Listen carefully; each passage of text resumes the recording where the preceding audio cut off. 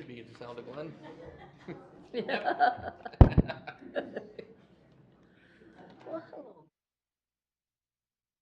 Evening. Perfect. You have 40. Thanks for being so early. Microphones are live, so. Thank you. Great.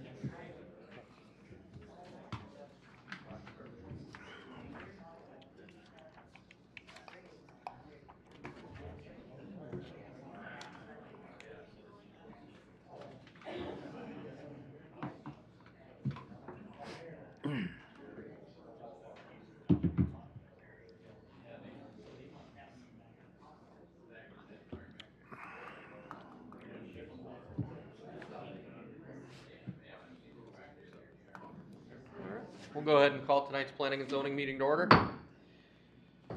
I would like to make a motion. We adopt tonight's agenda with an amended item of 2A for staff comment and recommendations. I'll second. All in favor, say aye. Aye. Aye. Any opposed? Hearing none. We have an agenda. Just as a reminder, we are out Gabe and Randy tonight, so they are in absence. Also, we do have a few council members here in attendance with us. Jack Davis is also in the back helping with the recording. Thank you for the list of signees. And with that, we will go ahead and move on to item 2A. Aaron, you've got just a quick housekeeping item.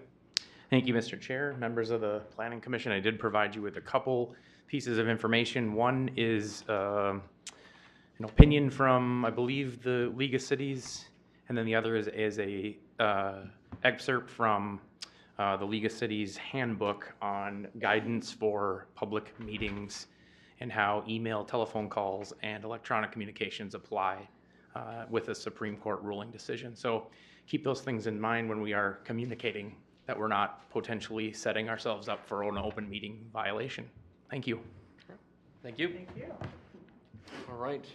With that, we'll move on to item 3, approval of meeting minutes from June 27th, 2023. I would entertain any corrections if anyone has it, or a motion to approve. Any corrections? I feel they were summarized in a way that reflects the intention of what was said, so I'm not going to nitpick. Fantastic. Glenn, any changes? No? I'll make a motion to approve the minutes of the June 27th Planning Commission meeting. I'll second. All those in favor say aye. Aye. Any opposed? Hearing none, minutes are approved.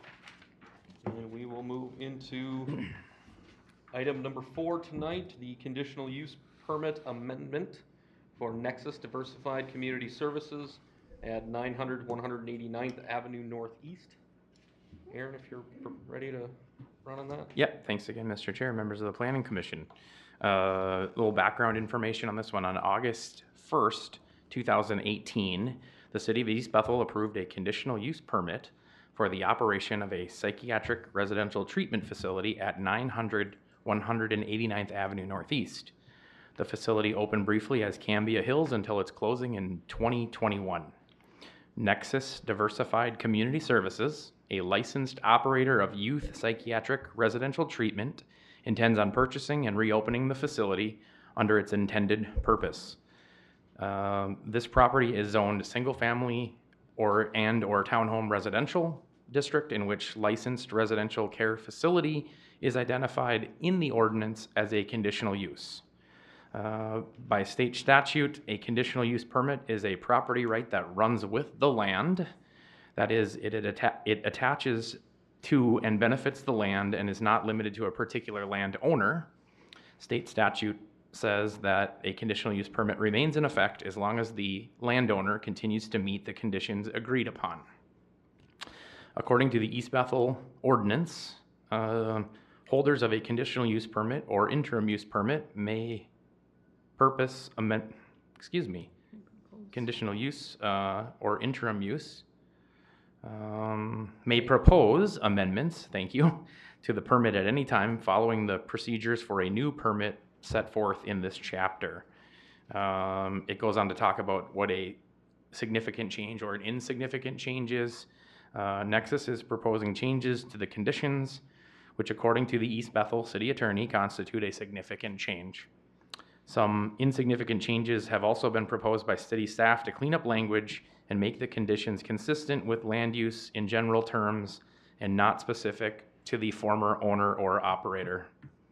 The existing conditions that were generated prior to construction of the facility in 2018 contain language no longer relevant to the property, and I have identified those in your packet. Would any commissioner like me to read those through? I think we're okay if you want to read aloud, though, for the audience, the changes that Nexus is looking for. Okay, sounds good. Nexus is proposing changes to conditions related to the following items: a change from 60 to 40 beds, and the age range as indicated on Nexus's license application, a change in client demographics from the age range of 6 to 17 years of age to 10 to 19 years of age, a Medicaid certified supervised living facility is a license name specific to the previous conditional use permit, which is not required currently by the Minnesota Department of Health to operate a PRTF. The other item is enter into a developer's agreement is unnecessary as this facility is now built and all the requirements were met prior to their intended purchase of the property. City staff are recommending the removal of Cambia Hills or Cambia Hills Project and changing the year payable for the start of the pay in lieu of taxes agreement to the current tax year of 2024.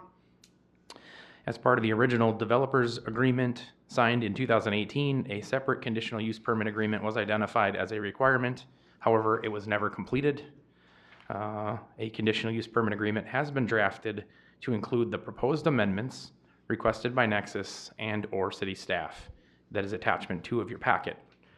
Staff is requesting the Planning Commission hold a public hearing and recommend approval amending the conditions requested by the applicant as identified in the conditional use permit agreement attachment number 2 and resolution 2023-54. Great. Thank you very much, Aaron. Again, just as a housekeeping, so everyone knows, the forum will open up the public hearing here in just a moment. If you've not been through one of these before, typically what we'll do is you'll come up, you'll state your name and address again into the microphone. State your questions, your comments, your concerns. We do want to hear everyone's opinion on them. We typically don't have Q&A back and forth with them, so please keep that in mind. We do want to hear what your concerns are, and then once we've closed the public forum, we will try to address each and one of those questions that we can to hopefully pass along whatever information. If it's one of the latter ones that requires the developer, we may keep it open to have them answer some questions, and we may have a round of just quick follow-up questions. But again, with a full house tonight, I do want to make sure everyone's mindful of the time and respectful of our neighbors to give everyone an opportunity to speak. So with that being said, I will go ahead and open the public hearing for the item for the conditional use permit for Nexus Diversified Community Services. Anyone wishing to speak on this matter, please come up to the podium. If necessary, I can read from the list if necessary. But first come, first serve, welcome to come up.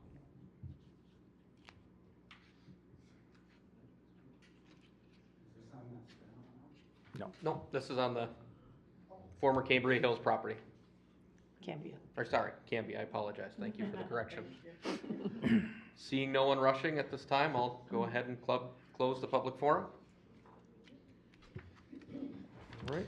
Mr. Chair, I did have an email sent to my email box this week that they are requesting is read into the record. Certainly, please. Dear East Bethel Planning Commission, Our Savior's Lutheran Church is a nearby neighbor to the Nexus Family Healing Facility. Our Savior's was supportive of this facility and its services when built and opened as Cambia Hills. We were saddened when Cambia Hills had to cease operation. As a church community with a calling to serve those who are vulnerable, we recognize that the great need for inpatient adolescent psychiatric care that Nexus will provide.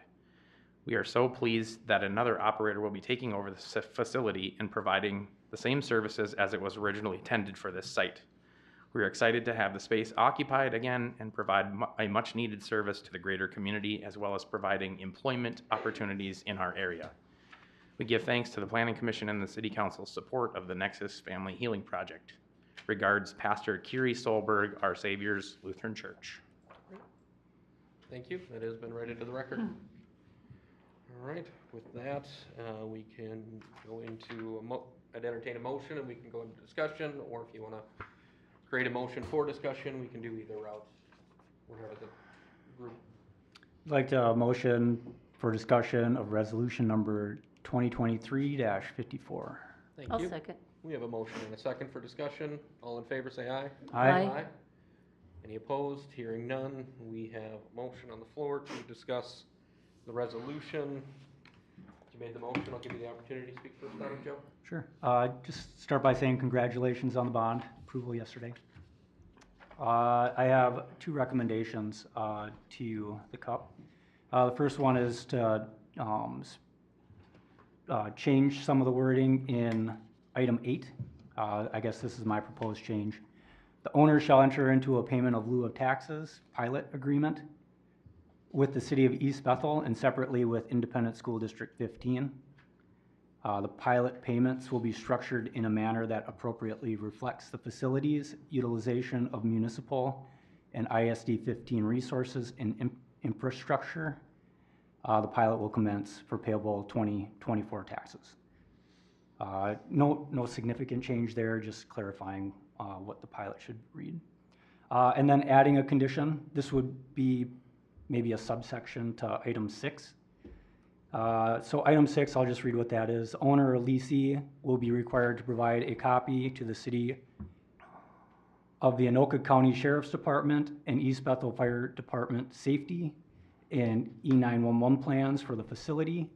I'd just like to also add, the owner shall assume full responsibility for implementing comprehensive security measures to ensure the safety and well-being of both residents and staff within the facility and the residents and property of the surrounding community.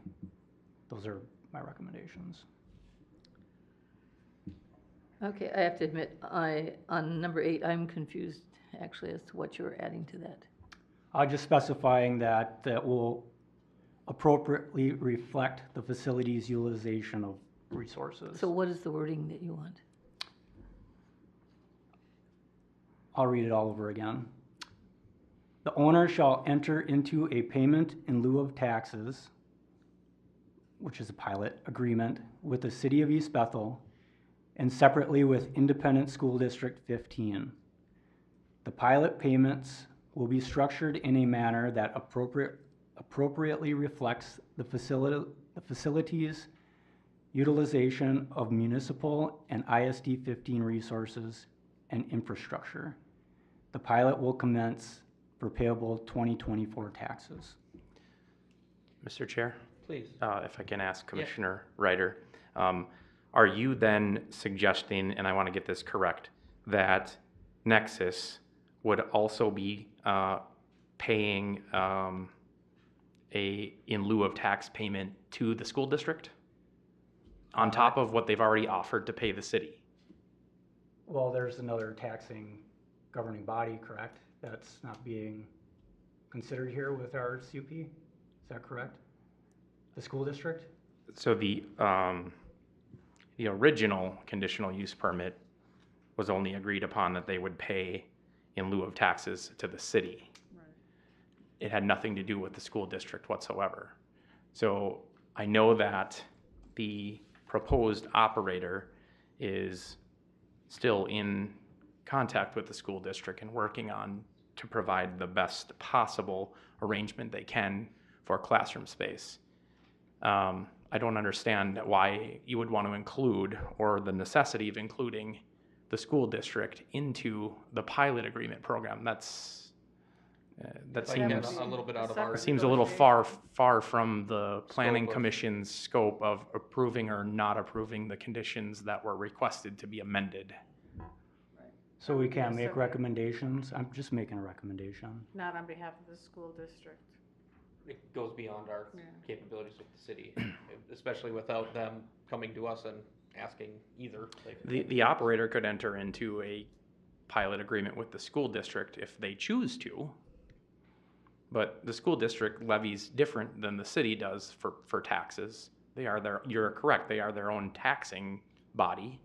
But we're not the governance for that. But we don't control how the school district levies, or how they would agree to an agreement for payment in lieu of taxes with the school district itself. Sure. Oh, I just wanted to give the school district an opportunity to make those agreements. Whether they choose to or not, it's up to them. That's not within our, but to say that they should at least approach them for a pilot, I think. So you are asking Nexus to give potential revenue to the school district in lieu of taxes. We can't do that. Well, that was really just to appropriately reflect the facility's utilization. So there should be back payments is what we heard earlier, correct? So the operator will work out a contract with the school district to define the terms of classroom space use, cost, payment, repayment. Which again Bu- goes by- outside of our scope. I'm confused as to why we would include a pilot agreement with the school district with a private operator.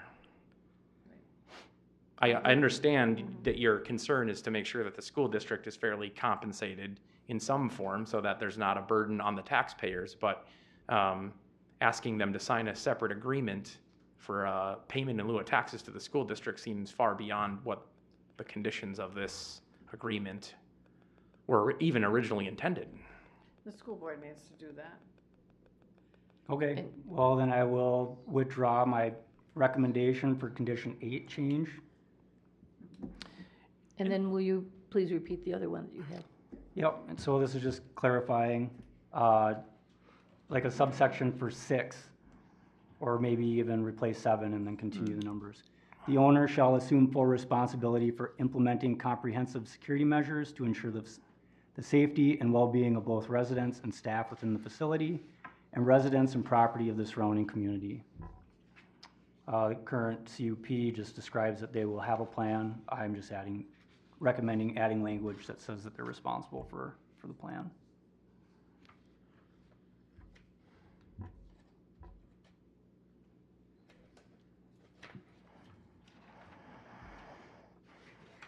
I guess I struggle with that one a little bit.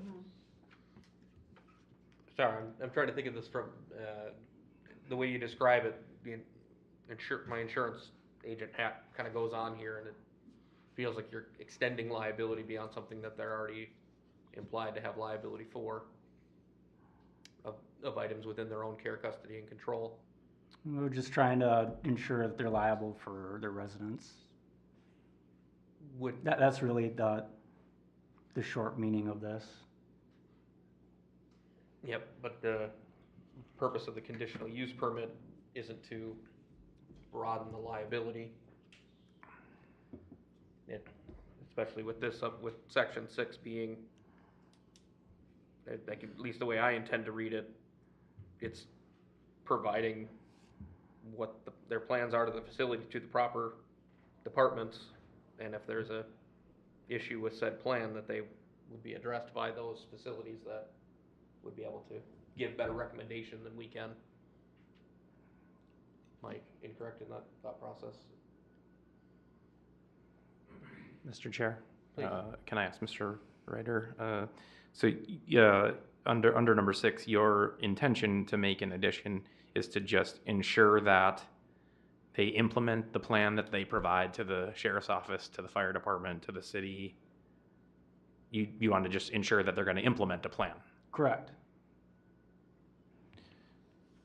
Wouldn't that be then already taken care of by the fact that it's conditioned in here that they provide a plan to those departments? Hypothetically, I don't assume that an operator is going to come up with a large emergency safety plan and then not practice it or implement it. I mean, I guess I understand the intent of questioning it. I do know that this is not the only facility that Nexus is currently operating. I don't think we have any information to say that they're not implementing safety plans in any of their other facilities.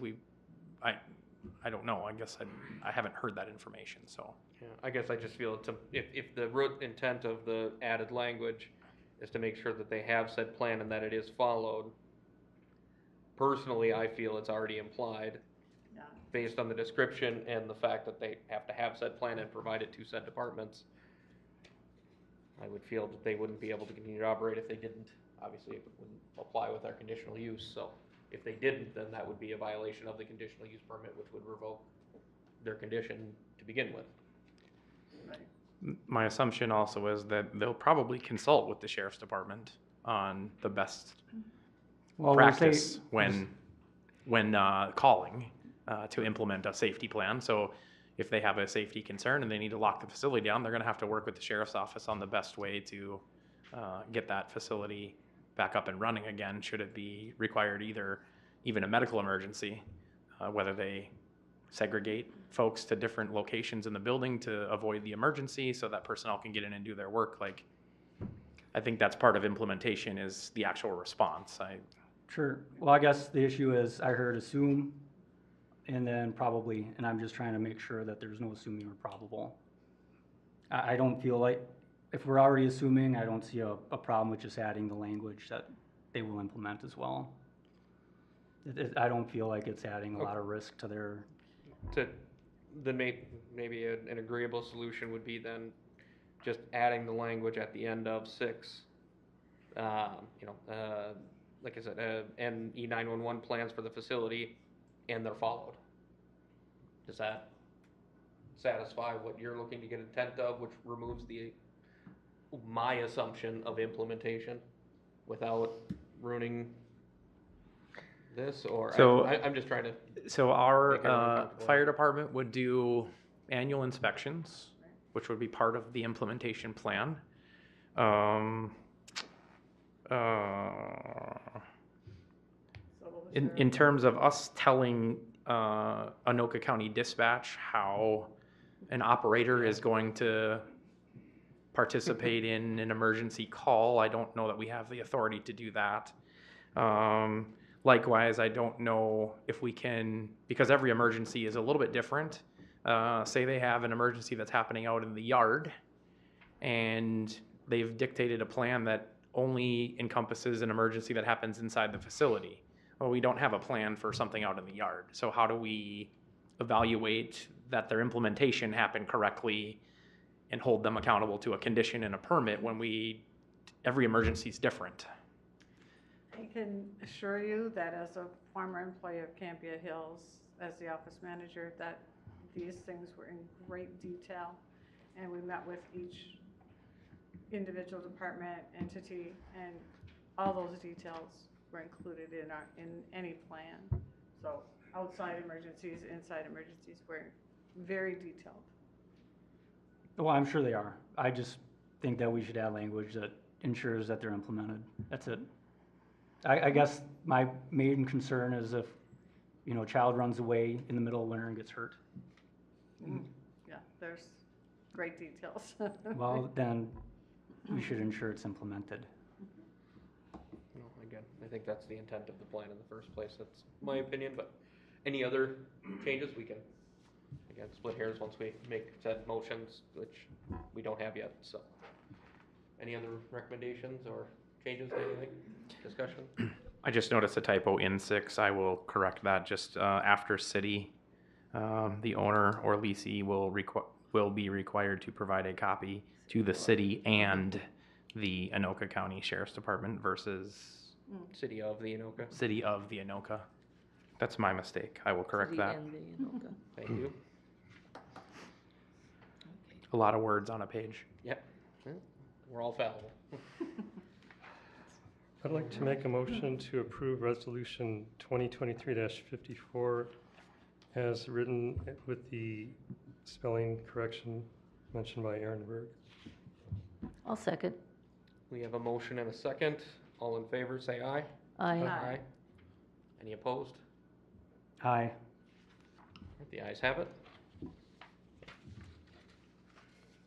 Alright, this will go before City Council on August 14th, 2023.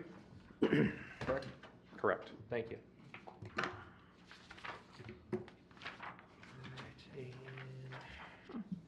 Moving on. Item 4B. Again, Glenn, I mentioned this early at the beginning of the meeting. Again, we have a public hearing, and then it will be informal advice to the developer, so no actionable item is needed at the conclusion of our discussions. So with that, we have item 4B, public hearing and concept plan, the Strandland Farm and Residential Development at 221st Avenue Northeast, Luan Drive Northeast, Carrington Development LLC. Aaron, if you're prepared. Yes, thank you, Mr. Chair and members of the Planning Commission. Again, the Planning Commission is asked to hold a public hearing and review a concept plan for a 21-lot rural residential development at the intersection of 221st Avenue and Luan Drive Northeast. In terms of the comprehensive plan, the property is located in the rural residential zoning district. Within the rural residential zoning district, the minimum lot size is 2 acres with a density not to exceed 1 unit per 2.5 acres. All the lots in the proposed Strandland Farm subdivision meet the 2-acre lot minimum size, with 21 units falling below the density requirement. Additionally, each lot is required to meet a 200-foot width minimum at the right-of-way setback line. The development is proposed to be accessed off of Luan Drive Northeast, creating an extension to 219th Avenue Northeast from east to west, connecting the existing termination point of the 2700 block of 219th Avenue Northeast. Luan Drive is also Anoka County 47, therefore the County Highway Department is required to review the plan. They submitted the following preliminary comments on July 12th of 2023. They would like to see a southbound turn lane near the proposed city access. They would like to see the concept plan reconfigured so that driveways are captured within a new city street and no driveways have access to the county road. The Strandland Farm concept plan shows 7 of their 21 lots with driveways accessing County Road 74. Although not platted subdivisions, there are portions of County Road 74 and County Road 15 directly east of this proposal, with consecutive driveways accessing the county road at much higher volumes than the proposed 7 in the Strandland Farm concept. The internal street will need to be constructed to city standards with no temporary cul-de-sacs permitted. The fire department is requesting consideration for a turning radius of fire apparatus when constructing the cul-de-sac. East Bethel Public Works comments were in relationship to the potential upgrade of an existing gravel portion of the 2700 block of 219th Avenue Northeast beyond the extension. The new concept plan will be placed on the August 8th, 2023 Parks Commission meeting. Based on your feedback tonight and feedback received from the public hearing, on the concept plan, the developer can modify plans prior to making application of a preliminary plat. Staff is requesting that the Planning Commission hold a public hearing, take feedback on the proposed concept plan, and informally advise the developer on adjustments to the plan prior to the creation of a preliminary plat. The developer is here tonight to answer questions, should you want to ask them. Great, and I think, again, just housekeeping, I think what worked well last time too. Again, we'll have the public hearing, we'll take feedback, we will do our best to make sure we address all the questions. At the end of the public hearing, we'll ask the developer to come up and help answer and address. And then, again, if there needs to be quick follow-up, we'll have another quick round of questions based on that feedback, and then we'll close the public hearing from there before we have our discussion and give informal advice. With that being said, at this time, I'll go ahead and open up the public hearing for the concept plan for the Strandland Farm Residential Development at 221st Avenue Northeast, Luan Drive Northeast for Carrington Development. Anyone wishing to speak on this is welcome to come up to the podium. Remember to please state your name and address into the microphone clearly. I'll read the first one, yeah. Thank you. My name is Michael Chise, 2760 219th Avenue, right down the road. I'm right next to the Strandland's property. I'm actually right here, it's for my house. And I think the complaint that I have... Oh, please come back to the microphone for the rest of it. Thank you. Right. The complaint I would have is the proposed road and the cul-de-sac right along my property line, with the cul-de-sac 200 feet right across from where my house is. I don't have an issue. I admired the father, Vern. He was a hero to me as far as farming up to 95. I ran skilled facilities all my life. I knew eventually all this property is going to be developed, but I'm just asking these guys to be a little more considerate in terms of putting a cul-de-sac right there. I'm sure everybody else has got a lot of other concerns. And I'm not sure where if the proposal is to come down Zumbrota to 219th and come in, that was the diagram I saw. You could go to the, thank you. We'll bring it up here Okay. again. So you got the whole issue of, are you gonna tar the road, and who's gonna pay for that? You know, if the developers wanna pay for that, you probably have a little less flack from people because it's a dusty road. But to get all those any more cars coming through that road without being tarred, anybody that lives there, it's a dust storm down there. I try to drive 15 miles an hour to keep it down. So that's my issue, is I'd like to have the Stradlins be a little more considerate in how they divvy it up. This is really a unique area. We were invited back in 2019 with the Anoka County Conservation District, and I don't have the map up here, but there are unique fauna within this whole area, within the Sandhill Crane, that is unique to the world. And we're very lucky to have this type of stuff. This type of biodiversity, whether it's the sandhill cranes, the geese, we love it all. And I'm grateful to been having such a great view looking out. And if houses are coming in, they're coming in, you know, just try to give me a little more consideration, because that would be my objection. Thank you. Any questions on me? Not at this time, thank you. Thank you. Yep. Anyone else wishing to speak, please step up.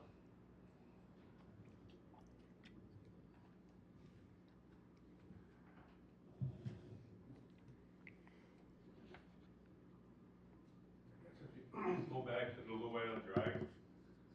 Well, first of all, Les Spencer, Thank you. 3032 221st Avenue Northeast. I'm on the very tail end of Luann Drive.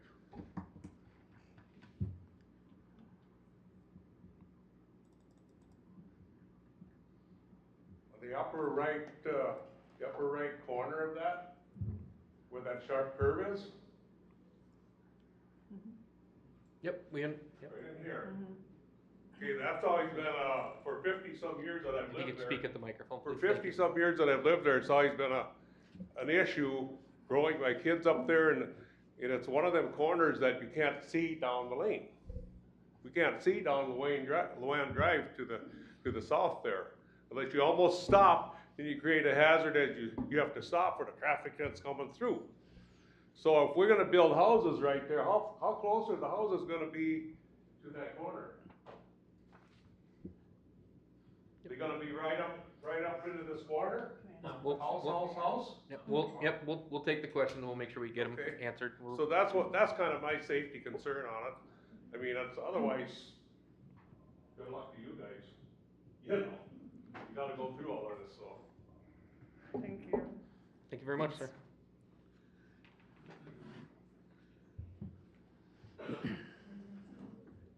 Hey there, my name is Brett Myrie, and I live at 21638 Luann.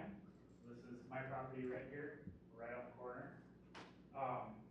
My question If is, you could return to the podium, please. my question is right now the red line comes all the way up to the property, to my property. There's like a 40 right there. Are you guys planning on, that's wooded, it's not really part of the field, it kind of stops there. And I was curious if that's gonna be developed in part of it. I know it's in there right now, but I don't know if you guys are planning to sell that part or develop all of that, the wooded part, not the field. That's kind of one of my questions. The other thing is there's a lot of water kind of in that field and stuff too. Do you guys have any plans of kind of what to do with that? Is that just all going to get taken out when you build the houses, or kind of what's the plan for that? So those are my couple questions. Great. Thank you. And we'll ask about the southern property, but we do need to make sure we're keeping everything within the scope of what's being requested of us here. So, anyone else?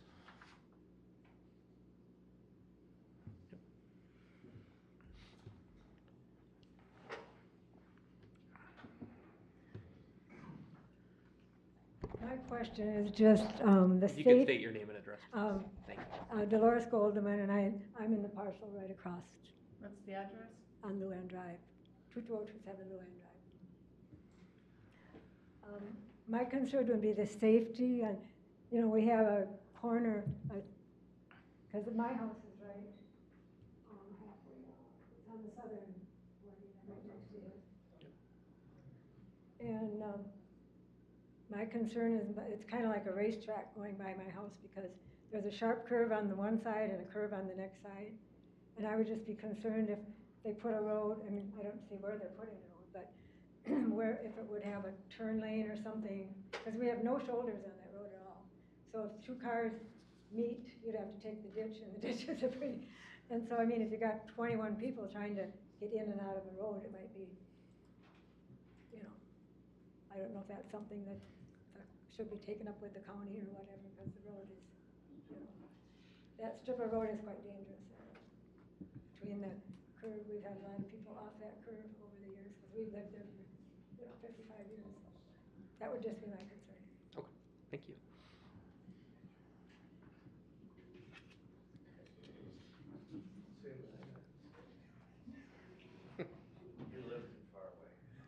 Oh, I know. Let's keep our neighborly disputes to My it. name is No. Ken Henriksen. Yeah, if you wanna go with the other map again. What's I've the lived here address? my whole life. Oh, your That's address, sir? That's 72 years. Your address, 22309 Baton. I'm on Baton Street. This is my dad's 40. I live up here. I got that. It comes down to, If you could return. to Hold the on a podium. second. Yeah. I'll get it a little bigger and a little closer for you here. I got this that comes down to here. This is my mom's place. This is my nephew's place on this board. If you could return to the podium. Vern's house and farm is right here, right about here. And out here is all water. This whole corner is water. It's a 90-degree turn. You're gonna try and put 4 driveways on that in less than 1/8 of a mile. And then you're gonna try and put 3 more driveways here on 74 in less than 1/3 of a mile. And right on a 90-degree turn and on this curve, this is all water out here, lowland. So you got 8 driveways and a road coming out there. And I don't know if you people ever drive that road by Goldman's. They're coming by there 60 miles an hour with cars and motorcycles like crazy. You can't put, and even 30 years ago, they just said, you can't put any more driveways on County Road 74. That's not gonna happen. They're gonna have to do something else with this road, go this way and cut into here, and come back down and cut into here again. They're trying to get away with as less grade work as they can. That's fine, I understand you guys. I grew up with these guys, I babysat them. So I'm gonna talk to them the way I want to.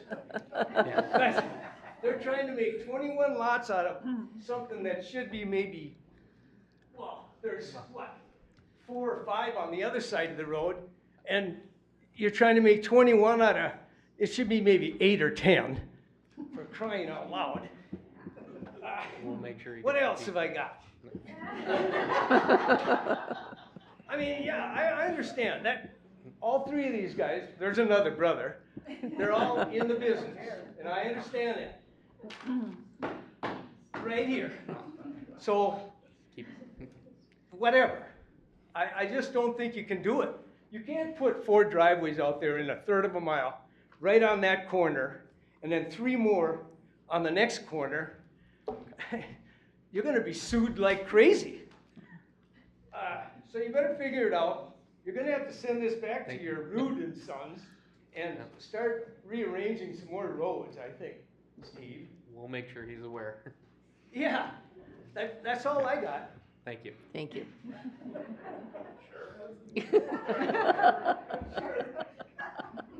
Bring it up All right. again, we'll come back.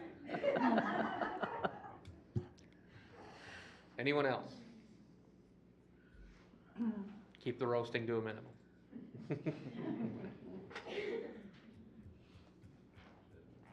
My name's Gordy Grabowski. I live at 2715 You can pull that 219. closer if you want. Yeah, there we go. 2715 219th Avenue Northeast. So I'm right on the corner. I'm the last northwest house on the existing road. And I have a concern that this is gonna add excessive traffic to my neighborhood. And I understand when I bought my house, I knew that the farm field would eventually be developed 20 years ago. I knew that. But is there a consideration to possibly put like a gate at the end of our road so it doesn't add traffic to our neighborhood? It forces people to come to the other side, and first responders would have a key to that gate in case storm damage came in, say from the east side, they need to get in from the west. So the only people that could go through theoretically would be first responders. So our neighborhood would stay as is or closer. There's a neighborhood in Coon Rapids, right by the Coon Rapids Dam. They already do this, so it's not like a first thing. Thanks. Thank you. Thanks.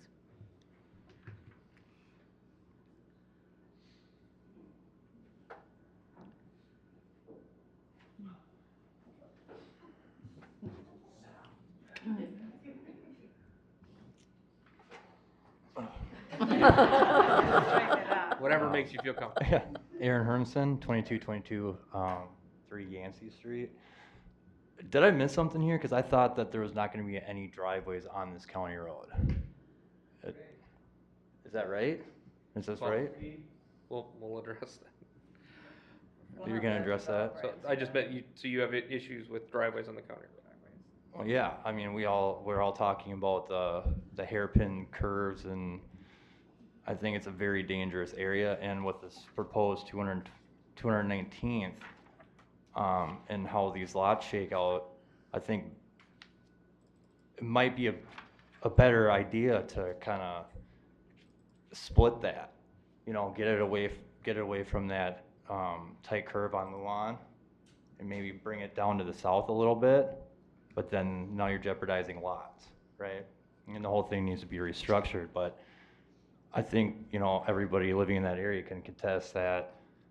I mean, people do come in hot around those corners, and with the added traffic, I think that there's going to be some first responders in the area. I think this could be a safety issue. We're talking about how wide the road is with no shoulder, and we need to put in a turn lane. Like, obviously there's got to be the road's got to be reformatted to adapt this size of development.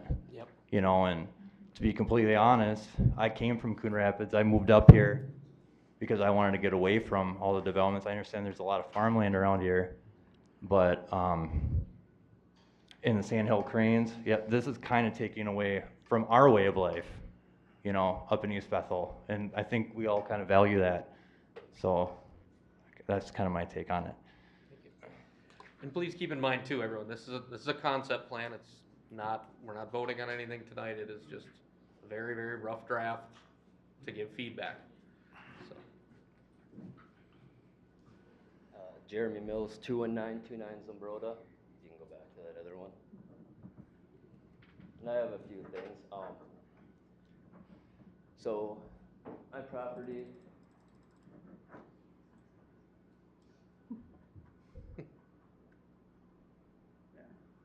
Right there. Okay, thank you. So we'll go back up to their property. You have that big pond there. Obviously the stormwater, what's gonna happen on their part? Where's the stormwater going? What is my property gonna have to do with any of that? Obviously we don't want it there in the first place, right? Just like this gentleman, we moved out here to not deal with this, and now we're dealing with it.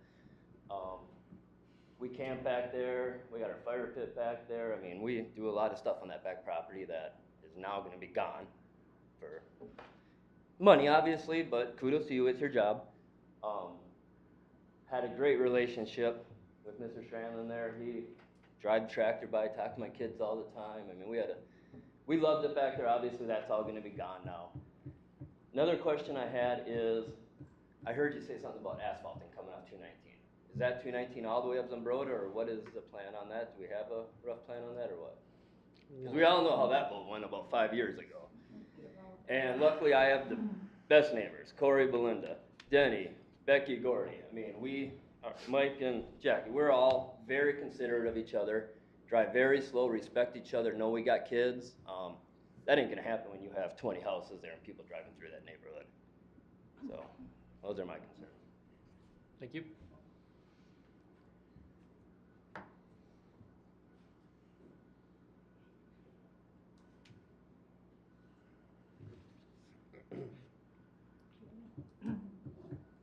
Well, I wasn't planning on speaking tonight. I'm Julie Anderson, 2750 219th Avenue Northeast.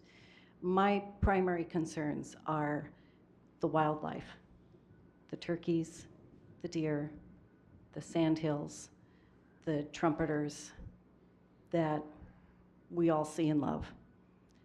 My second concern is the amount of traffic that will be going by our house now, because I sat and figured out, if we have 21 houses in there, how many, 2 cars, which means probably 4 trips a day to work and back, not including any kids' activities, errands. And even if 219th is extended out to County Road 74, how many people are really going to want to get out onto 74 that way versus coming 219th to Zumbrota to 74, which is a much safer access to 74. So I do not want to see that many cars going up and down our road. And it is a concern for kids. Our next door neighbors have 2 little ones now. They're going to be running around out in the yard. And I know one of the reasons when we moved out here, we liked the lot because it was on a cul-de-sac and we didn't have to worry as much about our kids. So those are my concerns. Thank you. Thank you. Any other comments?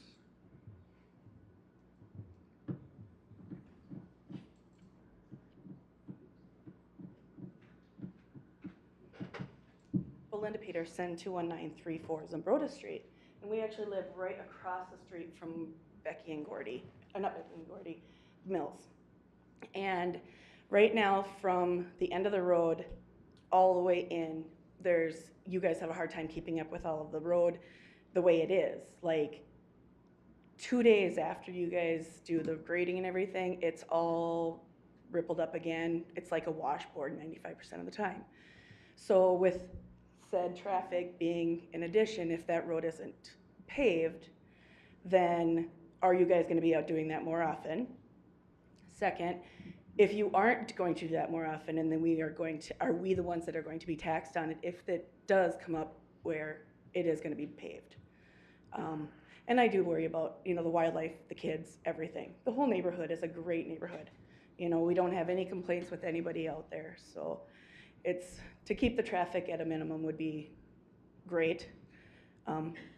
Yeah, of course, the dust is an issue too, but I think more so the suspension in our vehicles is also a big concern. So that's what I have. Thank you.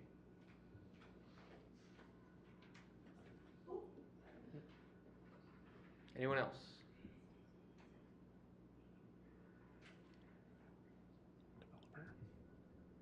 Mr. Strandland, do you want to address any of these directly, or do you want us to? Sure, where do you want to start? at the podium. Wherever you want. You have a list, or how do you?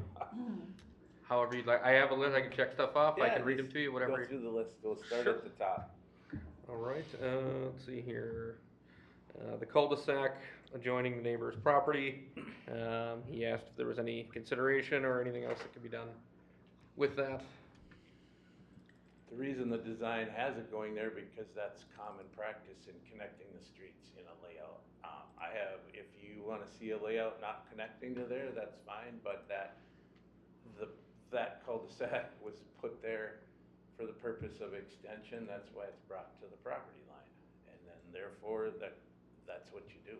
Yep. You know, so then, that's that question, I guess.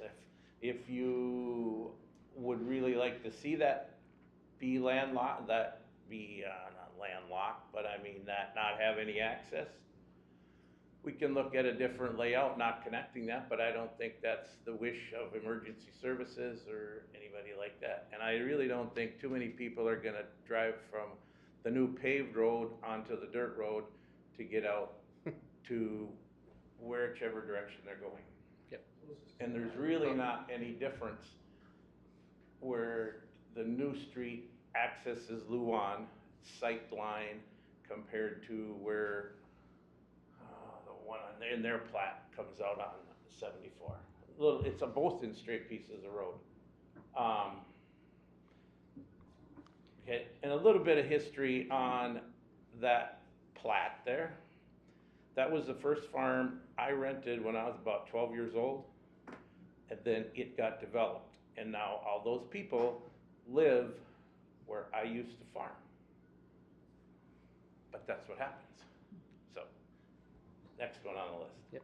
And real quick too, before I continue on, I know that it's a passionate thing for a lot of folks, but really if we keep the back talk up as we're discussing it, we give everyone the fair opportunity to speak. We want to give the developer a fair opportunity to respond, get through everything. Questions may get answered as they go forth. So, like I said, we'll have another quick round of follow-up after this to tie up any additional information based on the responses from Mr. Strandland. But it does help keep things moving along if we're not having feedback in the middle of conversation. Mr. Chair, the cul-de-sac question that Michael raised wasn't about the connection to 219th, but the road that drops south and ends in a cul-de-sac. Yeah, comment. his question was different. I was addressing the one with the gravel road. Yeah. The reason the cul-de-sac is by Mike's is because there's no other way to access that whole southwest portion of that 40 because of the big wetland in the middle. And if the agencies are willing to let me fill that, I can fill it. But that's how we got to where we are because all that's been delineated, you know, we've gone through the whole process, and that's why there's a cul-de-sac there. Yep. Because you can't get across that long wetland piece. Yep.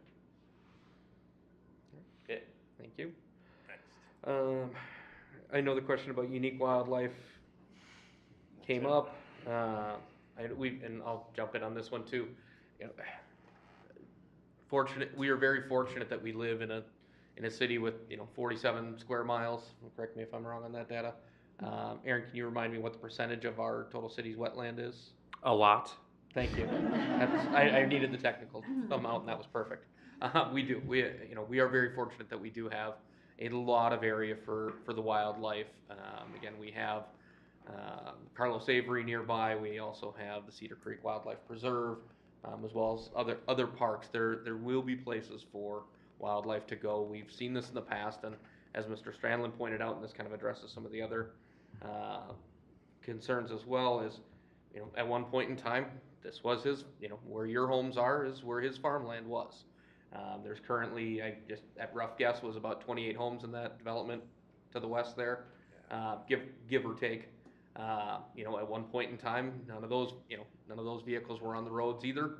And, from the way you're all speaking so passionately about where you live and how wonderful it is, wouldn't we want to be able to be extending to new neighbors to be able to offer that same opportunity for other folks to be able to come in as well? So please, that's my personal opinion. I just like to share that since we were on that piece of it. But, did you have anything to add on the wildlife? The only thing I'd add there is my dad was approached by the city, the county, the Crane group to sell that South 40 or any part of it, or sell an easement on it, and he had no interest in doing that because he felt there was enough wildlife land in the city of East Bethel already with the University of Minnesota, and primarily, that's my only thought there. And the wildlife aren't gonna go anywhere, you know, did they leave when all those people moved in? No. No. You know, they're not gonna all leave when these people do. Yeah. You know? Yeah, it's not like their house on top of house. All right, let's see here. There was. 7 driveways on Thank you. 74, I Yep, think is a yep. big thing. Yeah, I was just gonna say, yeah, look, the common theme of the driveways off of the county roads.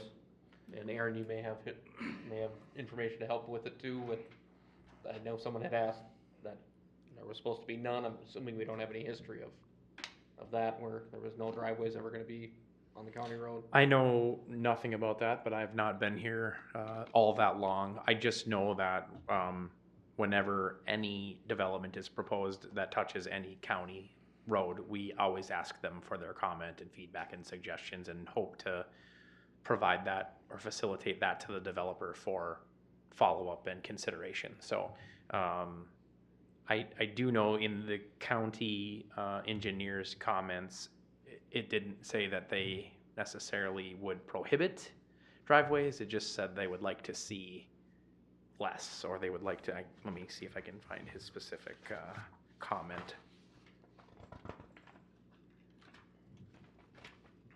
Southbound 74 with the right turn lane. We would like to see the concept plan reconfigured. It's not saying, Oh, okay, we're nothing requiring that the concept plan be reconsidered. However, the county would have to approve the driveway access through the right-of-way for each one of these properties. I have no idea how they would handle that if they were in disagreement with the proposal. If they could deny the access, I suppose that's their right as the county to allow access through the right-of-way. So therefore, the driveways fall technically outside of our scope and for the purposes of our conditional use. Or, I mean, planned unit development. In addressing the driveways, I guess 2 things. There's currently 5 accesses on that 80 acres, 2 of them to the homestead and 3 more, 1 more on 74, 2 more on the land already there. That has some, what would you call, value, or not value, but when you're dealing with the county and if you wanted a future access, or because they, you know, those accesses, if they're not gonna be used,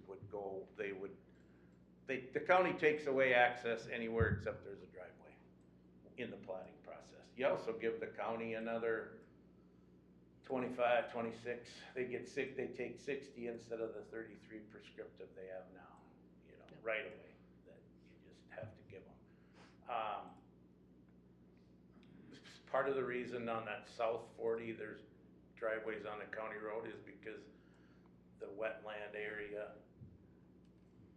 to cross the wetland or run a road through there, those lots are bigger down there, so I guess that's another reason it got to be where it is. My other feeling on double frontage streets, if you put all the streets within the plat, now you have double frontage lots, I mean. The back, that means the house accesses the new street I build. The backyard is up against the local street, county road in this case.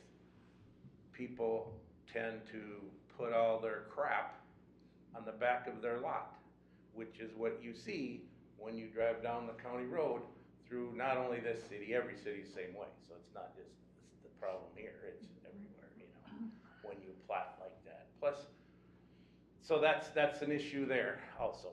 I guess that's about all I got to say on that. And when they were mentioning 21 units going out through Zumbrota, there's 7 on the county road, so that's 14 that are on to 19th. And like, go back to the part, I don't think they're gonna choose to go out on the dirt road, but Yeah. next one. Yep. And I know with the speed one that's come up a few times too, again, I'm having a hard time, going back to my personal experience, you know, growing up on West River Road and some other major county roads, you know, although 50, 55 mile an hour roads, if that's where you live, those additional vehicles aren't gonna be the ones buzzing the corners that you currently have now. So I would think if you're getting ready to turn onto 219th, or we've got a driveway on the corner, you're not coming in at 60 to slam on the brakes to make your 90-degree turn in. Yeah, people have been going off that 90-degree corner for 60 years. There's not many trees left for them to run into anymore, but they've been going off there, you know. There was questions about the water, where all it's gonna go. There's a very minimal wetland impact, a little bit where we connect to the 219th cul-de-sac, the gravel cul-de-sac, and a very small amount on the second lot from the corner of Luan, but it's under the de minimis of 2,500 square feet. Great. Let's see here. Yeah, that was the That, corners that again. question was related to a runoff, like which, I mean, every development has to have the runoff contained in the development, but that wasn't understood, I don't think, by the questioner. Yeah, that all is addressed when the grading plan is drawn, and you have to meet the water quality and the rate. Yep. Pre and post rate. So you build infiltration or retention ponds for water quality, but also for the rate post-development, pre-development. And that's done, that's done by overseen by the city engineer, but they make you follow the WACA and, the rules that, are set up way above us. I've just brought this slide up to point out that on the southern corner of this parcel, there is a county ditch for the drainage purposes that's been in existence for a long, long time. So the existence of drainage now utilizes that county ditch. Someone figured that out quite a while back to drain, how to properly drain or move water around in that lower portion there. So again, as Mr. Strandland has pointed out, all of that gets worked into the grading and drainage plan through the entire development or the proposed subdivision, with the consultation of our city engineer and all the state statutes that are applicable to water runoff. Great. All right. I think again, some of these were similar, and I'm feeling they're being addressed in multiple areas. The other one that stands out here is, I know there was mention of a gate, the gate off on 219th. I think if that's more Steve question as it is to Aaron, but I don't see that as. I mean, like I say, I don't have a problem gating it off, but that's not. Yeah. That's not protocol, period. I don't. So our city ordinance does have some comments when it comes to the extension of roads to undeveloped land. So if you can see how 219th comes from east to west and was left at a temporary cul-de-sac, if you will, on gravel. Well, the intent of the ordinance is that for future development purposes, for undeveloped land, that there needs to be left an extension. And so, although I haven't dug deeper into the intent with 219th there with the cul-de-sac and all of the engineering concerns that may or may not exist, that is consistent with our current plan and requirements of city code to provide an extension to undeveloped land. Thank you. So I think that addresses that. Any of my counterparts feel I missed? I was just wondering, do you have a vision for what types of houses are going in there? Are you just dividing the land and then somebody else is building it? No, we'll control what kind of houses,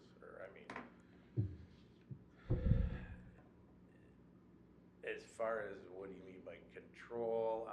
You set some realistic covenants that primarily give you oversight. You can't try to write a criteria or a rule or a requirement for every last thing, because not everybody, I don't know what people are looking for, but it would be similar to the neighborhood. You don't try to build $1 million houses where people want to have an affordable house, And the same thing that everybody else did most people did when they moved to the area. You know, you just have to have some sort of oversight so that you don't get purple dome homes and you don't get, things like that, that you don't really write that in there, but you have the architectural approval, at least when the first one goes in. After that, you kind of lose control of what happens with it. Our city After ordinance that, does have defined architectural standards, although they are pretty broad. There are some restrictions within the ordinance that guide how much of the surface can be one product versus the other, what percentages. We can't certainly dictate color or shutters or no shutters, but we can dictate architectural features and percentages of material.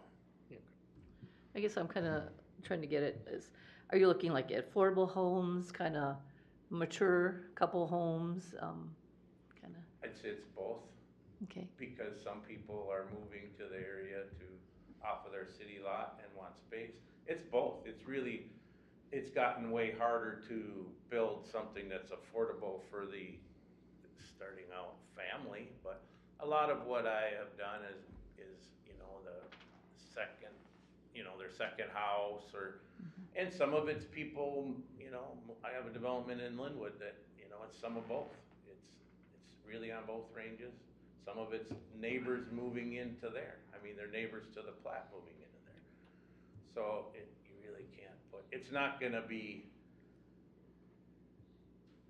track home type stuff, Typically I try to grade the lots for full basement walkout type houses, either ramblers or 2 stories, even though it takes a lot of grading, but it's a desired, and it tends to, the price point is a little higher, and it tends to, that's what I've done for a long, long time.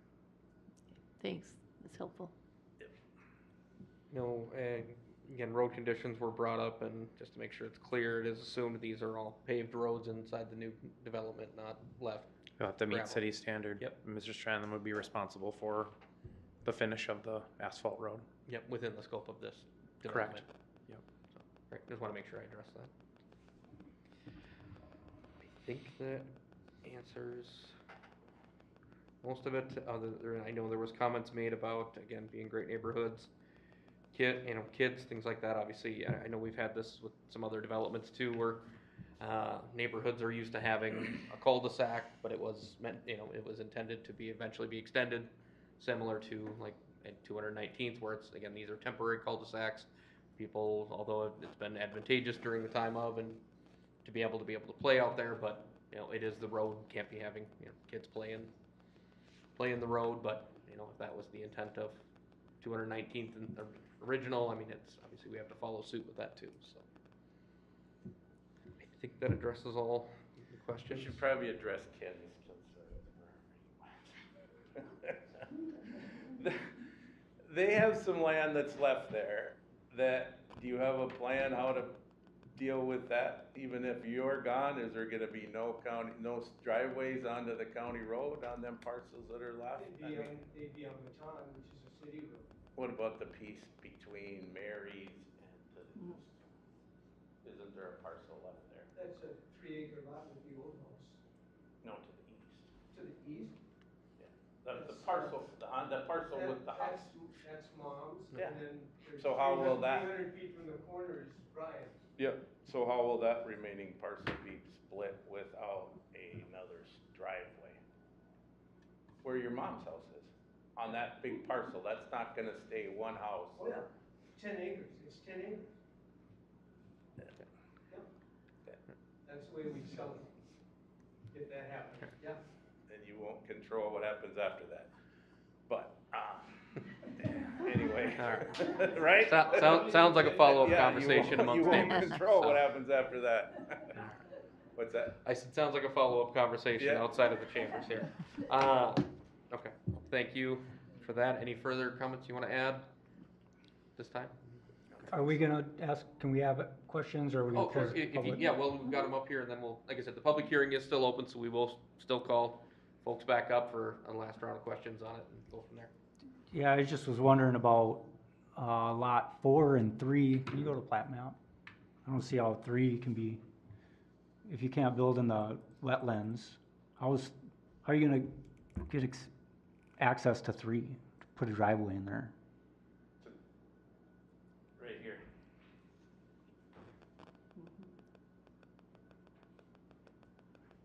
That's where a portion of the wetland impact was. That's still under the, because here's the wetland line. Right on the edge. Sure. I just, I'm not a developer, but would it be possible to run the road between 2 and 3 and then turn those sideways, so that would be the access point, and then run the road through that way? I don't think you'd lose any lots, but I think it wouldn't affect, I guess, that northbound section of 74, or just move the access to the north side by your house, or by your... It creates double frontage lot sideways. It puts, one benefit to this is it gives a lot of distance between the lots here and the farm here. And if you do the road like you said, turn it, I mean, you'd have to reconfigure a lot of this through here, but the backyards would then be Eliminated. either against the farmstead or against the lawn. Sure. Them two in the upper corner. We're just trying to figure out ways to, moderate between some of the comments here and make sure that you're not losing a lot of money. I have done another layout trying to keep it off the county road. There's still one. This one still would be on the county road, but then you get all these double frontage lots like I've already talked about. You get 2 less lots and about 700 more feet of street and 2 more cul-de-sacs for the city to maintain forever and have less taxable units. 2 less, a lot more street. I just, and the double frontage part, but that's just, information for Yeah, your well, question. Yep. and then that cul-de-sac next to Mike's, would it be When it was down further, it'd be less of a problem, not right across from the Down house. further where? I mean, Extend the even road if it was south is down what he's saying. further down, that was half the distance down my driveway. That circle. You're right, Is- shoot the there's- lights right at my house. Here's our house right here. We've lived here for 42 years with comfort and quietness and everything. And here now, you're gonna put a cul-de-sac so that his 4 properties can get access. And, that whole thing is gonna be access, or, cars, headlights, everything, noise. It's all Change it directed out, right I'll keep there things for our running for house. you, but don't Just- leave it like this. All right, Give us let's, some yep, we've consideration. got the intent. Thank you. Thank you. I'm just pointing out, I already pointed out why it's there. Well, I understand that. Oh, let's, keep the back and forth. Yeah, and I guess my only recommendation is I think that they would probably be happier to see the back of properties rather than a road. Yeah, and So- that would be fine too. I mean, I thought about running a road right down the middle, but we can't cross this wetland. They don't wanna let me, I mean, I can dig it out and fill it in, I don't have a problem with that. Then, they would be the backs and the street would be over here, but you can't, they don't You're want. limited within your abilities. Right.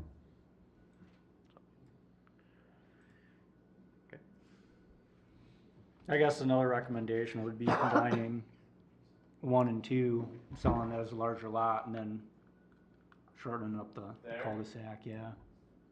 I know there's a demand for large properties. If you were to remove that piece of street, you'd go from 4 basically in that area to 2. Because there's enough frontage to have 2 that would access, there'd be, instead of in this area here, instead of 4, there'd be 2. where the houses get built, some, you don't maybe have a lot of control. I mean, they probably would go back, I'm guessing they wouldn't want Mike in their backyard, so they would go I'd rather further see the back. back of someone's Yeah, yard. but that's why they're, that's how it got there is. Let me buy a Well, truck sir, around. that's, Yeah, maybe that could be done, Okay, it's fine. Yep. sounds like again another conversation for after Yep. the fact, so thank you. Yep. I appreciate it. I'm sorry to be a pain in the butt. I'm not against you personally or this It's development. not your you first know. rodeo. No.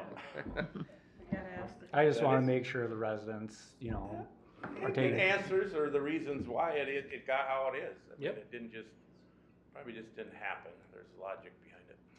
Yep. Any further questions to the developer while we have him standing before we go back to the audience for follow-up questions? Thank you, appreciate it. Thank you. Let's, as long as we can keep it relevant to planned unit development and not neighboring properties. Can you bring that down a little? So that, yeah, so that we don't have driveways out here, can't we, you're gonna lose a lot or two, sure. Can you speak into Oh, the sir, yep. microphone? And get between here. Sir, you can approach the podium, I understand your point in there, but Some of us are hard of hearing. Between the lots 1, 2, 3, 4, and between lots 5, 6, 7, 8. And then, maybe a road down the middle. Who is it that's stopping you from digging out the slough there? again, if you could speak to the microphone and not directly to the developer, please? If you could speak into the microphone and not directly to The Kurt. wetland regulations. Yeah. Start at the local and go to basically the Fed or the Army Corps. So between the county soil and water, the Army Corps of Engineer. Yeah. But I'm Wetlands- sure, but I'm wetlands- sure it could be resolved. Wetlands- Like you said, you could do it. You can physically do it, but you can't do it.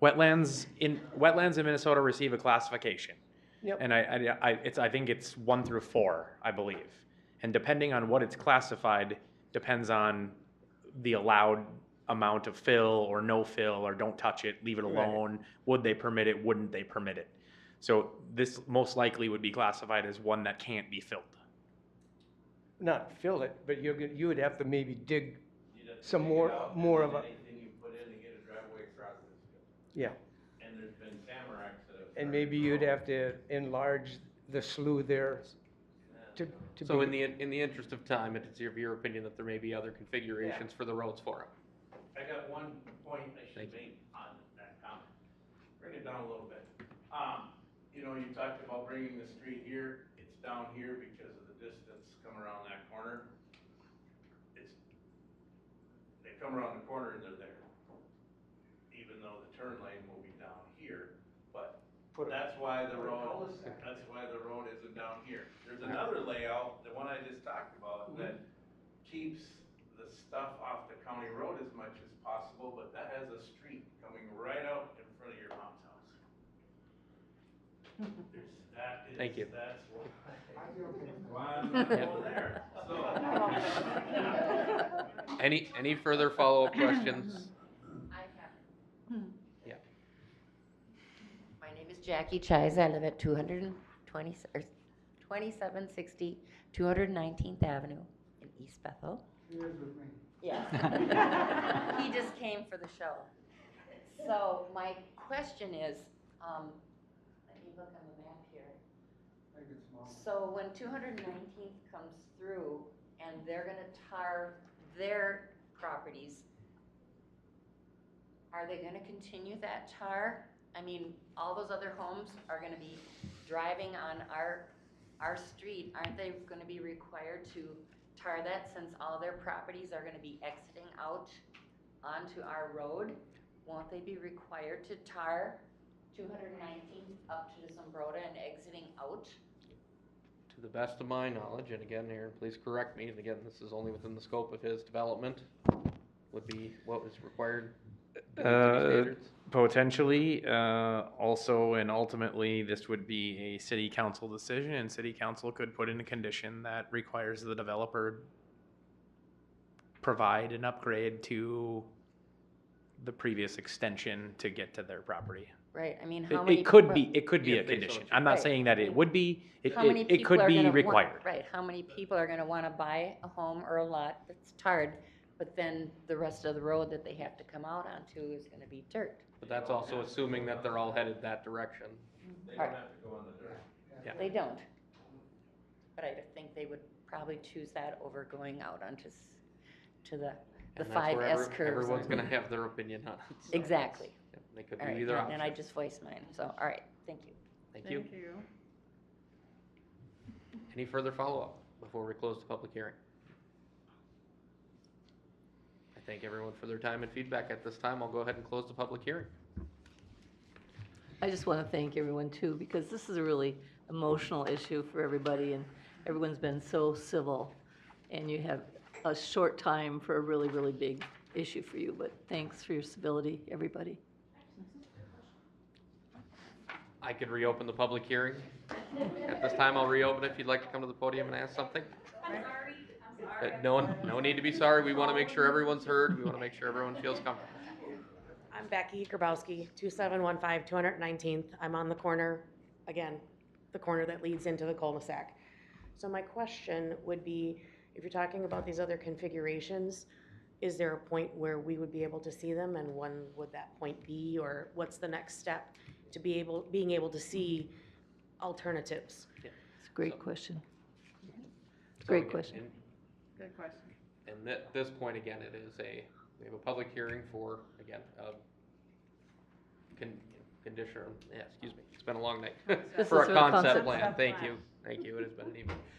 For the concept plan, so at any point, there will be other, or at every point, there will be other public hearings available to speak when there are things coming up. So if there are changes, you will be given posted notice of another public hearing to speak on anything that might be out there, like Like the mail letter formal we plat or got now, final or plat or preliminary plats. like we would get a notification via mail, or is this something we have to follow up and look for ourselves? Should be via mail. Yep, as long as the Okay. city's doing their job, should be mail. Are you doubting me? Huh? Are you doubting me? No. Never. I'm certain, Becky, that Mr. Strandland would also be more than happy to open his office door and provide you a copy of his alternative plan if you would like to see it. I don't think he's a bad guy. I think he's more than happy to do that. I mean, me personally, I'd rather not see a development. To be perfectly honest, I'd rather not see anything go there. But I understand it happens, and I wouldn't fault you for developing that land if you're able. But it would be nice to see it, the least amount of intrusion on the existing neighborhood as possible. And that may mean a lot or two less in that land to make it amenable for everybody to be happy. And I did meet your grandfather, and I can't imagine that he would be against that. Not throwing him under the bus, but he was, in the spirit of things, I would imagine that a happy neighborhood full of happy people would be a much better outcome. That's just one girl's opinion. Thank you for your time. I'll go ahead and reclose the public hearing then. I just have a follow-up, and I know we've talked about alternative plans, and this is just from a city planning perspective. Mr. Strandland could come into this property taking into account the county's feedback along with everyone else's feedback in this, propose a T-handle with two cul-de-sacs on the north and the south end, and route all the cars on 219th. The intent of that extension of 219th was to be the route into the unplatted, undeveloped farmland. So he's providing currently an alternative to get those cars off of 219th in this current configuration. Could he be required at that point then to upgrade 219th and pave it? Certainly, because now he's routing all the traffic through there, but that doesn't alleviate the concern of the neighbors of putting traffic through their neighborhood. All the cars are going to have to go through the neighborhood at that point. So I'm not sure what the alternative configuration is, but if it is a T-handle with two cul-de-sacs, north and south, there's really no other way for traffic to go unless we want to put it back out onto Luan Drive at that intersection, which most folks have expressed concerns about connections to the county road, including the concern from the county. So There are a lot of considerations, and I'm not saying that anyone's opinion is more valuable than the other. There are many ways to develop a piece of land, and I think all considerations and concerns are valid for Mr. Shanlin to consider. Aaron, on a development this size, is there a traffic study done, and by who? The city could, to some degree, request particular studies. This proposal doesn't even come close. It would require 250 units to trigger an environmental assessment or a traffic study. The city could ask for some review into some things. I would, in this case, as the community development director, not necessarily think that an environmental assessment or a traffic study is warranted.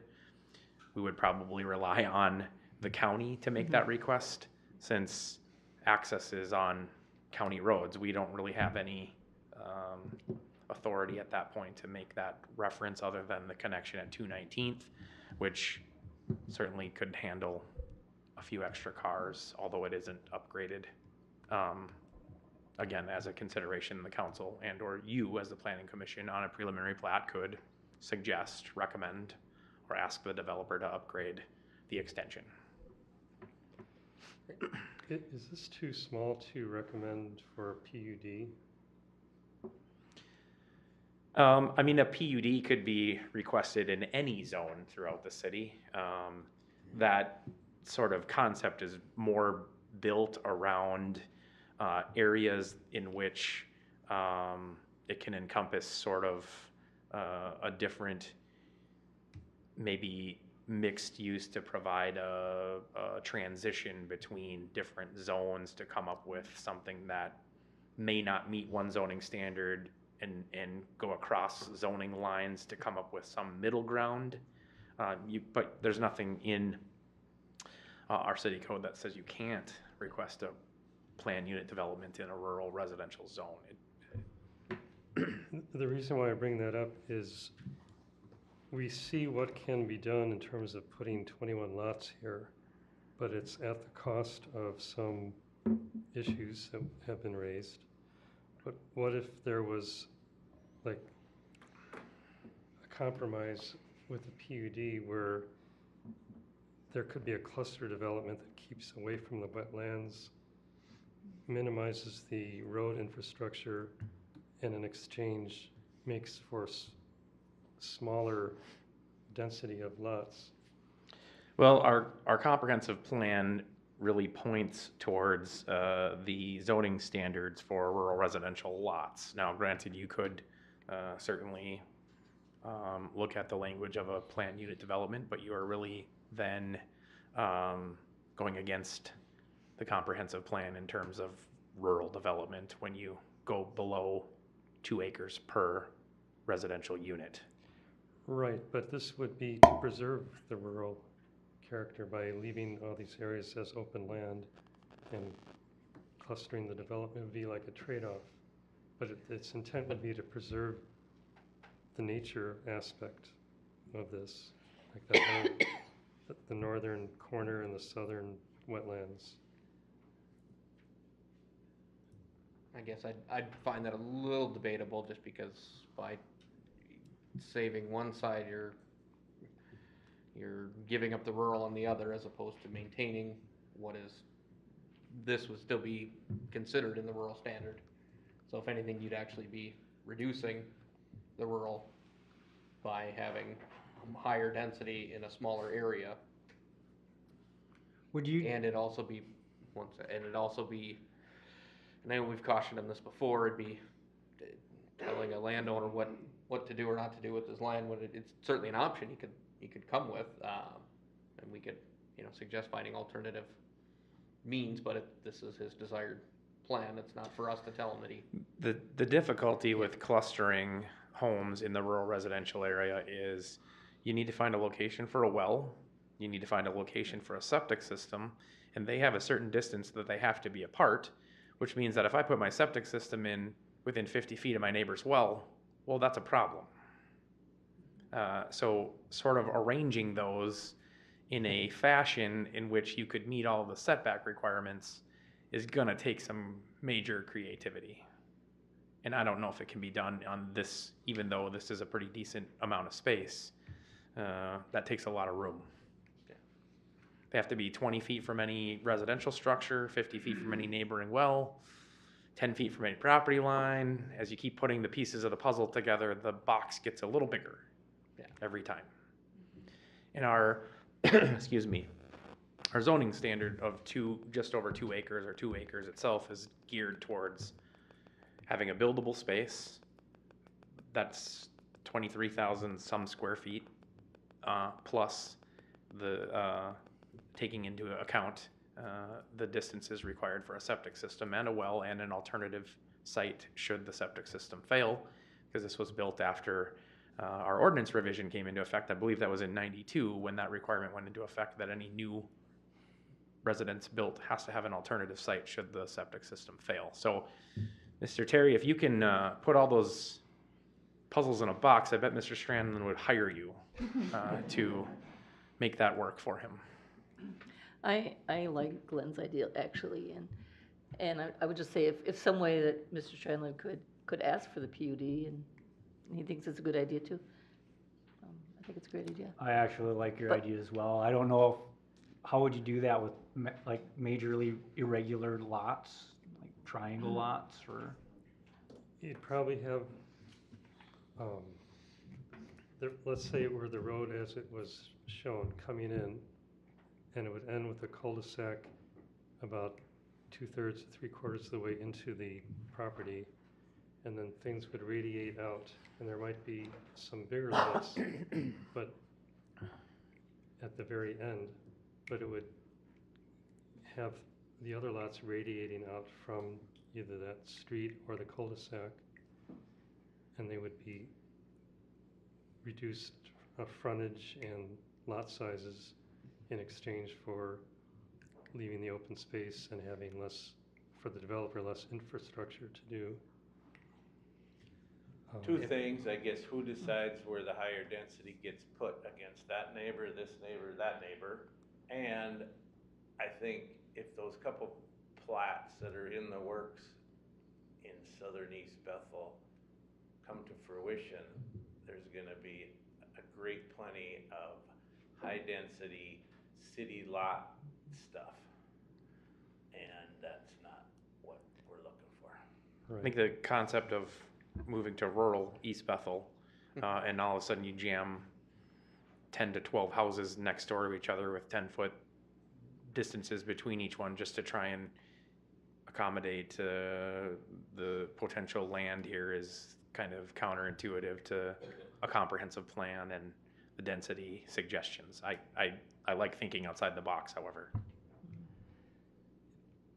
As I had imagined it, it wouldn't put any of these houses up against the neighbors. They'd be concentrated in the interior space away from the borders of the property, for the most, except for the ones right at the edge of the road. Yeah, and again, great in concept, but again, we also have a developer that may not have a desire to do that. We've made the suggestion, and we've also heard from them now that it's maybe not the desire, as there may be other areas for that type of business versus what he's looking to do with his properties and Exactly. development. I mean, that's fair, but I guess it's nice to open the door if Mr. Strandland would like that. Well, And if not, it's okay too. Oh, absolutely. I wasn't discrediting the idea. I just didn't want to Mhm. go too far down the rabbit hole. Yeah, I like the idea of maximizing the open space as you're suggesting, but if it's untenable, then it is what it is. Okay, great. Any further, again, as this is informal advice and feedback to the developer for the concept, is there any further discussion, or do we feel we've given adequate information? Mr. Strandland, do you feel you've been given adequate information to move forward with your next steps? I got enough for now. Thank you very much, and for being amenable to the process tonight and being forthright with the information. With that, we will move on to item 4C, where we have another public hearing and a concept plan for Hidden Prairie Residential Development, East Bethel Boulevard, 198th Avenue, TH Construction of Anoka, Inc. This is we'll give a minute for the folks looking to clear out. Thank you all for coming, for those who were.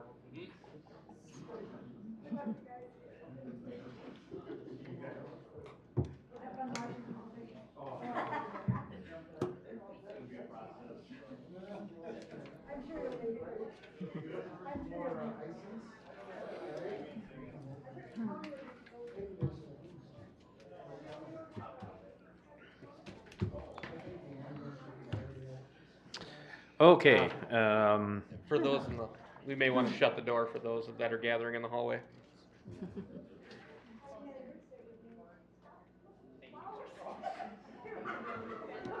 Thank you, Aaron.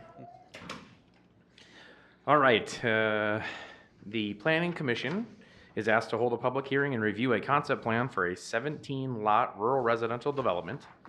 This is a revision of a previously approved preliminary plat for the Hidden Pines subdivision. The developer acquired additional adjacent land and has submitted a revised plan for consideration. The property is located within the rural residential zoning district, which has a minimum lot size of 2 acres with a density not to exceed 1 unit per 2.5 acres. All lots in the now Hidden Prairie subdivision meet the 2-acre minimum lot size, and all 17 units fall below density requirements. Additionally, all lots meet the 200-foot width requirement at the right-of-way setback line.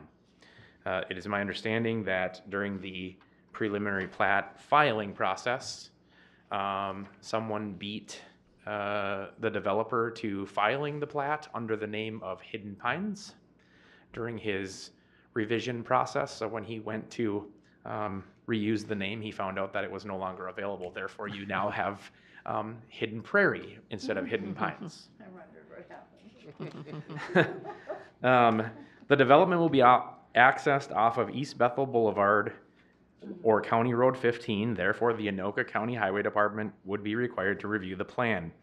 They submitted a comment letter back on December 27th of 2022 for the previously approved preliminary plat. When asked to comment on the revised development plan, the Anoka County Highway Department confirmed that their previous comments from the original letter should stand. The developer will be required to abide by the requirements of the Anoka County Highway Department, and their review letter is attached to your packet for review. The internal streets would be constructed to city standards with no temporary cul-de-sacs permitted, as there is no future extension. The fire department requests that a turning radius for fire apparatus be considered when constructing the cul-de-sacs. East Bethel Public Works comments were addressed during the previously preliminary plat, and they have provided no new comments. The new concept plan will be placed on the August 8th, 2023 Parks Commission agenda. During their November 15th of 2022 meeting, the Parks Commission recommended cash in lieu of land based off of the original development proposal. The Parks plan does not support a new park in this area. Based on feedback received on the concept plan, the developer can modify plans prior to making an application for preliminary plat. Staff is requesting the Planning Commission hold a public hearing, take feedback on the proposed concept plan, and informally advise the developer on any adjustments to the plan. Mr. Hennon was not able to be with us tonight, so I would ask that if anyone is providing comments that we go a little slower so that I can take down all of the notes to be able to provide Mr. Hennon when he returns to Minnesota. Great, thank you. As there is a public hearing, I will go ahead and open the public hearing at this time. Anyone wishing to speak regarding this concept plan, please come up to the podium, state your name and address for the record.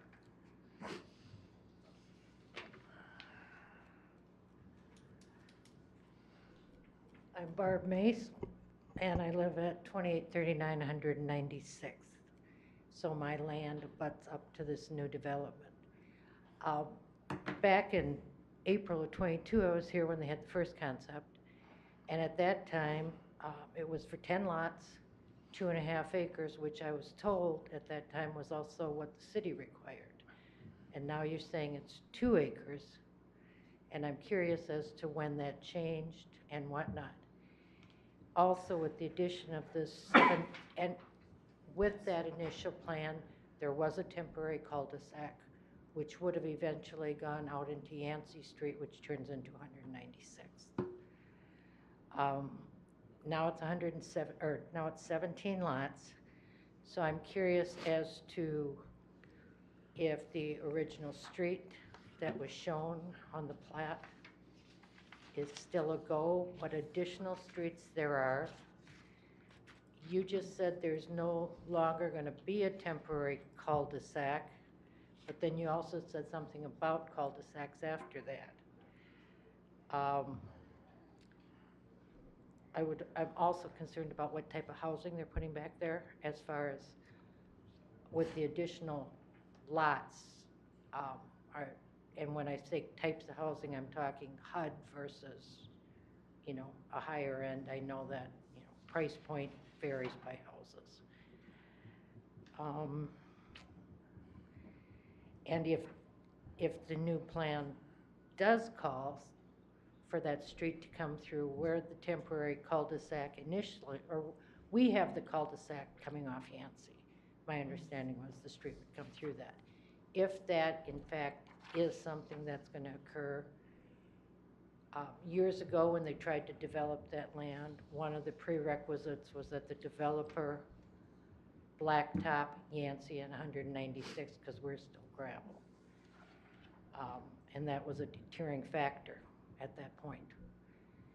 If the developer is not required, if that street goes through, again, who's going to be required to pay for the blacktopping? Because the people that live on Yancey Street already don't like the gravel.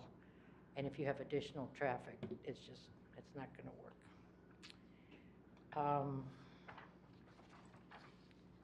I think that's pretty much it, I guess. Thank you. Okay.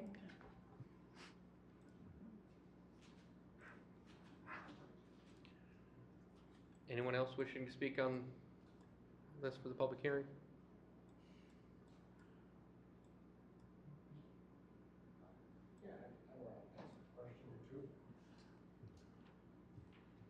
Again, state your name and address for the record. My name is Peter Hansen. I live at 19994 Edison Street, Northeast, and my property is, our property is right here. So, if I understand it right, this here is still for sale? Could very well could be. You guys, Yeah, there's a home there. There's a home there? Yeah. Okay. How will that come into play with this development? If they sell it to a developer that says, how about if we get together and do something? Have you thought about that at all? I can address that. That's not a problem. I have months of work into this project, so I can definitely address Bet you do. that question for you. Yes. This was, this project was very time consuming. I'll just put it that way. Great. But we'll follow up on at the end. We'll circle back and answer all Okay. those. Yep. Any other questions on it? We'll address. I guess no. The plat mark that you had, that was the first, we just, in the neighborhood, we just got an outline of Right. what this is gonna be, and now we're seeing It's changed, yeah. that it's changed. Yep, information's changed as well. But Yep. again, this is an informative meeting here, so I'm not, stepping on anybody's toes, I hope. I'm just trying to figure out what's going on, so. No, purpose of public feedback is Yep. for public feedback. We get it. Absolutely, that's what we're here for. Yeah, okay, thank you. All right, thank you. Anyone else wishing to speak on this?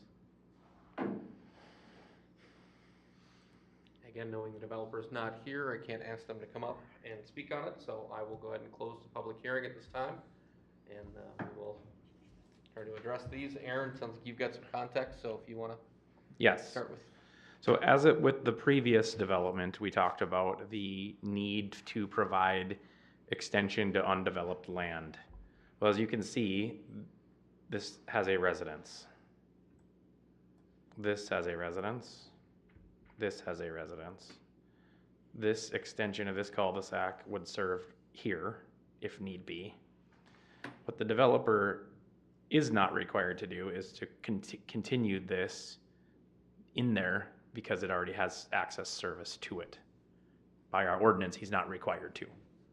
Certainly we could request it, but then that remains the responsibility of the city to acquire the right-of-way to make a connection between the two cul-de-sacs, and there's legal questions that need to be raised and costs associated with purchasing right-of-way from private landowners. So that's a little prohibitive. My understanding is this landowner at one time was approached about the potential of granting right-of-way access, and the city was denied.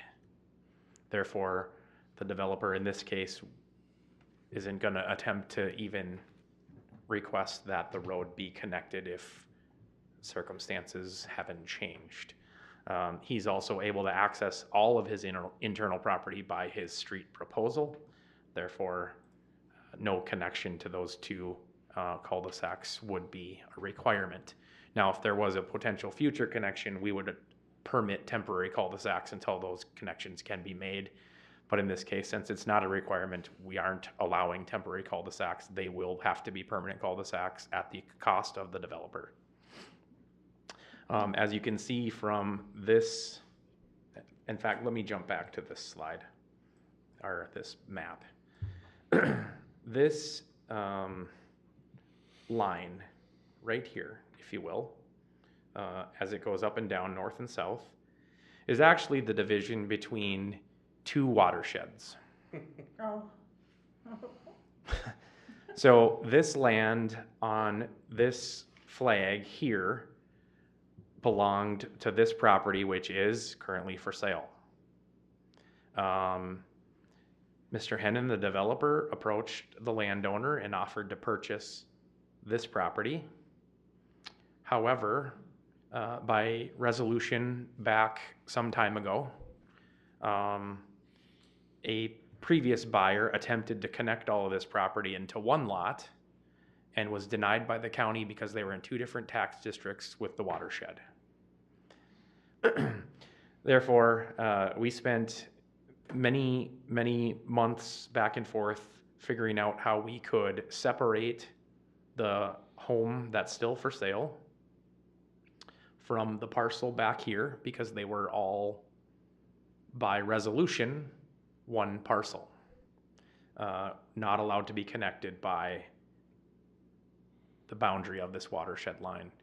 Mr. Hennon owned this parcel and this one prior to, and this was what was approved in the preliminary plat for the 10 previous homes.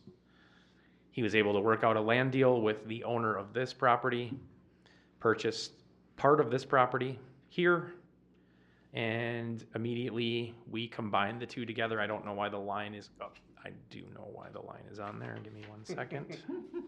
Hasn't finished been erased. It hasn't caught up yet. These two parcels have since been combined into one, which remain in the Rum River watershed, and this small parcel has been connected with this one, which are in the Sunrise River watershed. So Mr. Hennon's proposal shows the street running here, allowing for residential lots to remain fully in one watershed and residential lots to remain fully in the other watershed so that they can be taxed appropriately by the county for the purposes of watershed revenue. The home on this property is still for sale by the gentleman who sold this land to Mr. Hennon, the developer. They did not come to an agreement on the price of this land as well. Therefore, Mr. Hennon walked away from that portion and only bought the small chunk back here, which he included in the two lots that already existed in the previous plat. As you can see, this dashed line right here was the previous proposal. So the expansion is widened or given depth to these existing lots that were already here, and then allowed him to create these lots on this side of the now road, which was moved away from the watershed boundary line. So that explains the increase in lots also. Correct. Yep, that's how he was able to establish more lots, is because he acquired the more territory to the west. And had more road frontage. And then added the ability to add more frontages on the roads. So in terms of the 2 acre minimum, the 2 acre minimum, as far as I know, has been in existence in code for quite some time. The last revision, I think, of our zoning code was in 2008. I got here in 2022, so I don't know the history of the zoning code change, but it also indicates that although a lot can be 2 acres, we can't have more than 1.5 unit per 2.5 acres, which puts our standard at about 2.30 acres technically in order to match the density standard for most of our rural residential lots. So I'm not sure where the 2.5 acre concept came from. In terms of HUD homes, these are not HUD homes. Mr. Hennon does not build HUD homes, and he has built multiple subdivisions within the city already. He actually has one going right now called, let me see if I can remember the name of it, because we're all pines and hills and prairies and Prairie Hills. Thank you for the reminder. You had already said it. I know, I just had to get the right combination because we have too many of them going on. So he is a reputable builder. He has an office in Anoka. He owns other parcels of property across the city of East Bethel, which have potential for future development. This is his job, essentially, is development. So all of the lots within here meet the standards. He will have to abide by, as I said, the county's requirement of a turn lane off of the county road or East Bethel Boulevard. Internal streets will have to meet city standard at his cost. All the right-of-way, or all of the road frontages meet the standard, and all the lot sizes meet lot size standards. So Aaron, just to confirm, the road going into this development from East Bethel Boulevard has not changed at East Bethel Boulevard? It's between the 2 driveways on East Bethel Boulevard still? Yes, the location is identical. Okay. The only thing that changed is it went uphill just a little bit to move around some items you can see in the plan. It looks that by the drawings, and since those residents are not here tonight, I assumed it was staying the same, but Yes. to confirm. The entrance point off of East Bethel Boulevard is exactly the same. All right, thank you. Yep. The adjustment was right here at the elbow. Yep. To get the T in the road to accommodate the extra lots. Are there. Okay. Those cul-de-sacs are going right in that tree line? Those trees are going away? Is that correct? I guess if you look at the potential proposal, let me go back to 2022's map, because 2023 is still in the middle of updating. If we look at, here's that imaginary line that ended before. If we jump back over here, this is that imaginary line. So it looks like it might be running just on this side of the trees. Okay. And then the cul-de-sacs, they kind of go pretty far north and south. To give access to both 8 and 13, do they really need to be that long? Well, he has to meet the minimum of 200 feet for road frontage on the lot. So in order to achieve a longer lot frontage, if you make the radius of a circle a little bit longer, then you are able to achieve a 200-foot standard, which is a very common practice in development. Okay. Do you know what the standard is for how long you can have a cul-de-sac before it's too long without having another access? I don't know that off the top of my head, but Longer than you'd like to know. let's take a look. It's longer than I would ever want a cul-de-sac to be. This one isn't bad comparative.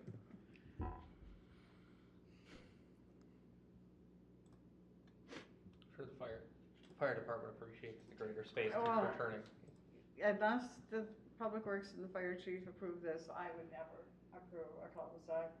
They're just not my favorite thing, but as long as they're okay with it. Cul-de-sac should be no longer than 500 feet. Okay. Do we know what this total road, I mean, what does that, in this case, would it count both the top and bottom extensions of the T, as well as the, I mean, would be every bit of road Start there? of the circle? I believe it is. Yeah, it'd be the farthest point off of the straightaway. So it just go, be one or the other. Yeah, so 500 feet from, the bottom, well, it's a cul-de-sac, it's a circle, right? So, I mean, you could go The left to radius. right and do the radius instead of the top, Yep. bottom. Yep. Yeah, so. Now, granted, if this was a concern, our Public Works Director, who has already reviewed this, would have made a comment about those. I'm assured that he took that into consideration. There was a cul-de-sac already, as you can imagine, prior to Mr. Hennon's acquisition of this property. Right. This road was gonna dead end right here. Right. And there was a temporary cul-de-sac that was supposed to be in place there to provide access to future undeveloped land. That has now gone away You as said a result of. 500 feet? Isn't this a lot longer than that? Are you're considering the entire length of the road? It's 500 feet, which is just the circle portion of the cul-de-sac. Right. So if you took, instead of looking north to south, if you looked at the circle east to west, 500 feet from end to end. So Okay, it can yeah, get that's not what I huge. was asking then. Isn't there some limit as how long a road can be without having a secondary access point?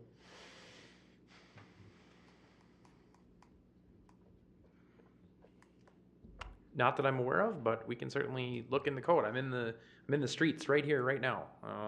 If you want to take a look. Well, I think I got the same question. So from East Bethel Boulevard all the way to the end of one of the cul-de-sacs, looks like it's 700 feet plus 400 feet. It's like 1,100 feet. Just because there's two cul-de-sacs, does that make it not a cul-de-sac? Like, my assumption is this street right here is not considered a cul-de-sac. Right. This is a street. This is the cul-de-sac. Right, but maybe the language is not right, but in terms of having a dead-end road that doesn't have another access, so there's only one access in or out, isn't there some limit to the length of that? Because if you have something happen to the access point, everyone is trapped in that space. They don't have another way out. Or if suddenly a fire and rescue couldn't get to a situation because there were trees across the road. What is there's got to be some limit to how long that could be, I would think.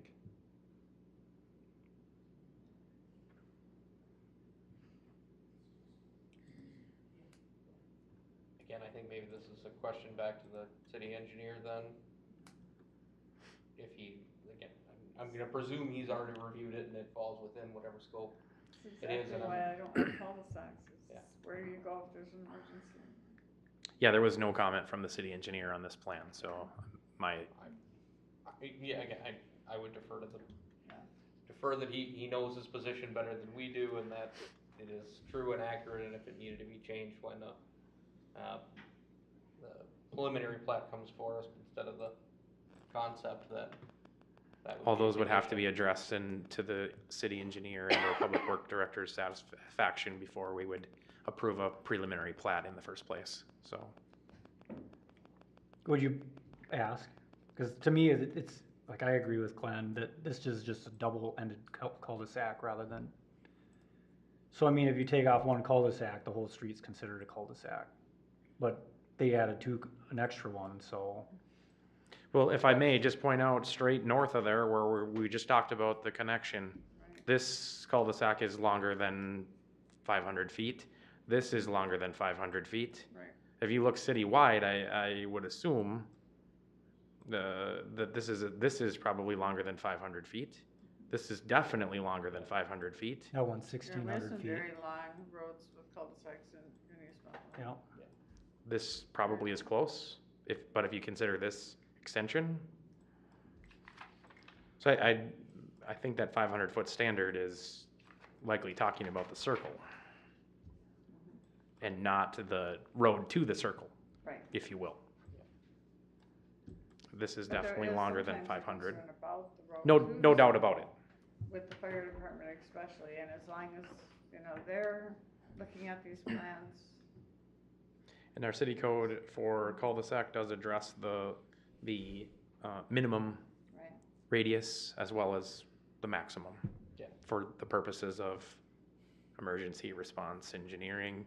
And as I said, the fire department has provided the comment that they want to ensure that the developer is taking into consideration the turnaround radius of a fire apparatus. My last question is regarding the property just to the south. The road goes next to it. I meant to ask it on the last one, but with that road going to the north of that property, just, Yancey? no, over by East Bethel Boulevard, That's where the pine trees are. nope, down, that one, right below it. Here? So No, the square right there. Yeah.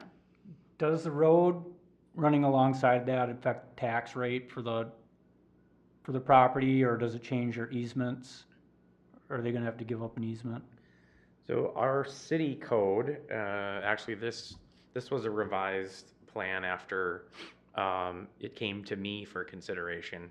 The developer actually had the road about 10 feet off of this property. Our city code does not allow for what is called a something strip, a buffer strip, if you will. Because that would allow the developer to essentially landlock this parcel of property from accessing the city right of way, therefore making it less valuable, if you will, and more attainable for him to purchase. So this property does have potential access to that inner street should they request driveway access. So if they don't build an access point, it shouldn't change their It's not tax going to rate? change anything. Okay.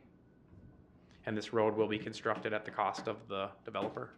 So there wouldn't be an assessment to the surrounding properties at this point.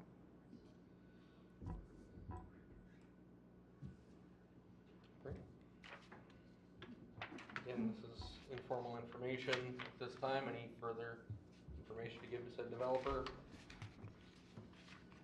Right, hearing none, let's go ahead and move on. Listed on the paper, but should be 5A, agenda item number, ordinance amendment discussion regarding storage containers, Appendix A zoning 10-4, tabled from June 27th. And Mr. Chair, I certainly have no problem if you want to. I know it's been a fairly lengthy evening, and this may turn into a fairly lengthy conversation when we're talking ordinance revisions. If you want to table these again until we get a little closer to the non-building season, when we have a little more time, that's certainly some member of the Planning Commission's priority. That's up to you. If you want to entertain that and I would be have a more than happy to- conversation tonight, this is not a actual public hearing for a proposed amendment. This is for us to have a conversation to determine what the best plan to provide an amendment for a public hearing for future consideration. Thank you, Mr. Cranlin. So totally up to you. Both of these, I would welcome a tabling, but I'm one body, so I will defer to my. we've been here for over 2 hours, so it's completely up to you guys. I think we could get through the mobile food one pretty quickly because Me too. there's not really much issues there. The other one might require a little more discussion. I would entertain a motion to table item 5A. I'll make a motion to table item number 5A. Second? We have a motion and a second. All in favor of tabling, say aye. Aye. Aye. Any opposed? No, and just because we tabled it already, and I think Councilman Miller wanted to see some movement on it, but. So the ayes have it, 1 nay. All right, moving on, item 5B, ordinance amendment discussion. Mobile food vendor units. Another ordinance amendment discussion for zoning section 18-240. Sure, this one's coming from my office. City staff, including myself, continue to field questions from vendors and the public on mobile food vendors and city licensing requirements. Although the city has an ordinance regarding peddlers and solicitors that regulate transient merchants and peddlers, the ordinance is not clear as to whether this applies to mobile food vendors. Staff have conducted research with surrounding cities, Cambridge, Isani, St. Francis, to determine how they regulate mobile food units. The following proposed ordinance was drafted by myself, utilizing a combination of these other cities' best works that would apply to our city. I do have an alternative, less involved proposal as well that does not provide us as much potential regulation, if you will, to ensure that these coming to our city are in fact compliance with city code or state code and health policy and those kind of things. But And don't bleed into the peddlers and solicitors. correct, arena. and we can I can give you a little more history. Back in, I believe it was 2019, state statute was changed to include the language of a mobile food unit, mobile food vendor unit, which didn't exist before. Some cities took it upon themselves to include a mobile food unit in their definition of a transient merchant and made it pretty simple. And other cities decided to provide a little more regulation and provide them a little more opportunity to protect local restaurants, brick and mortar buildings by providing some regulation to mobile food units who come into your city and don't pay taxes and then drive out at the end of the day. So it really depends on how much consideration you want to put into the regulation factor of this. And I, as of the fact, last week did receive a concern complaint about a mobile food vendor in the city of East Bethel. So this is fairly timely, if you will, for us to be reviewing this at this point. So again, I drafted this. I'm not necessarily married to any of these terms. I thought that this was just the best combination of items from the surrounding cities that could fit for the city of East Bethel. So Was this pulled from any particular city's ordinance? all of these came from those three city ordinances that I looked at. I also looked at the city of Prior Lake.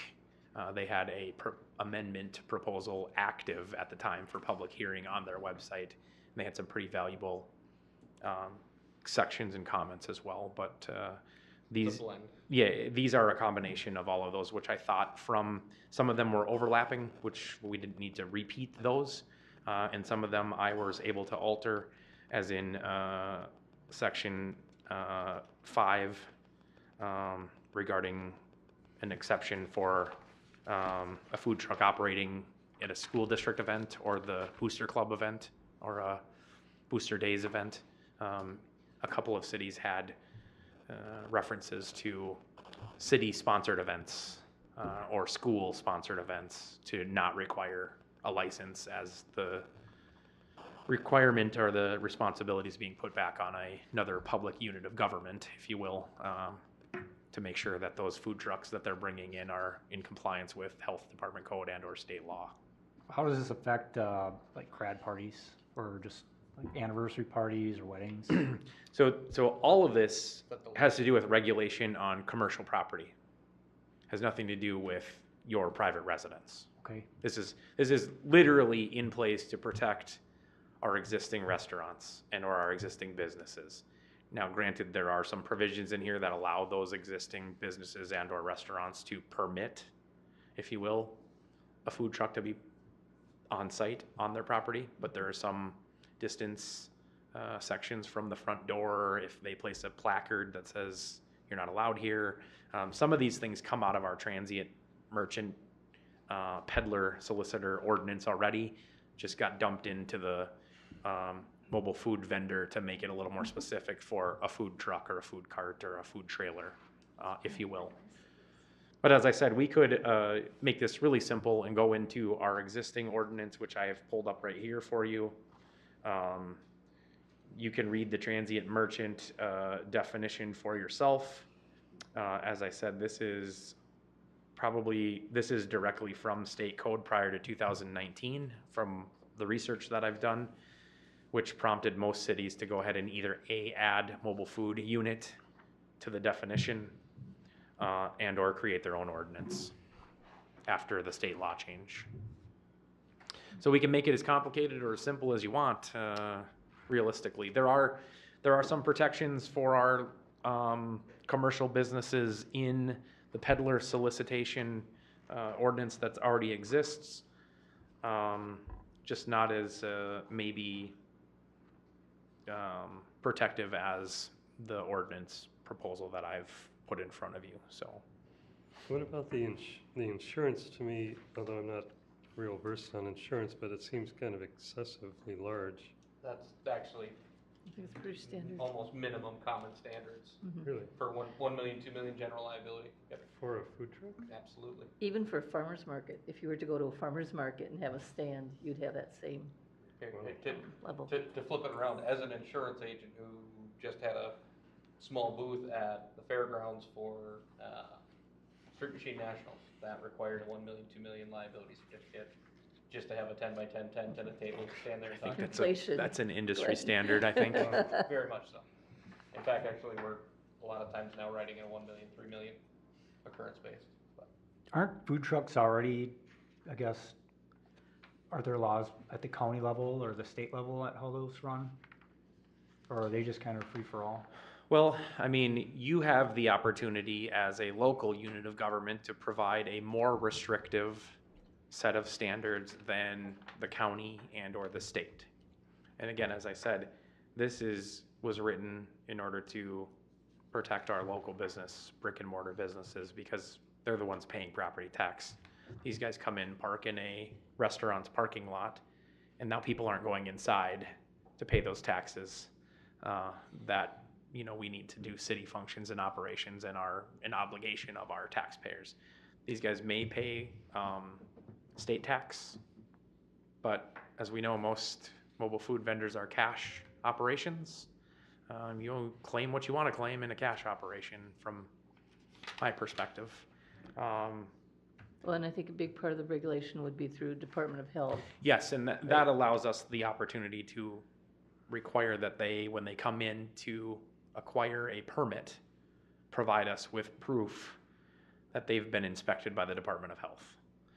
If we simply just add them to our list of transient merchants, we lose out on the opportunity to require that obligation to prove that they've sought certification through the Department of Health. Can I ask you, what was the nature of the complaint then that you got? Yep.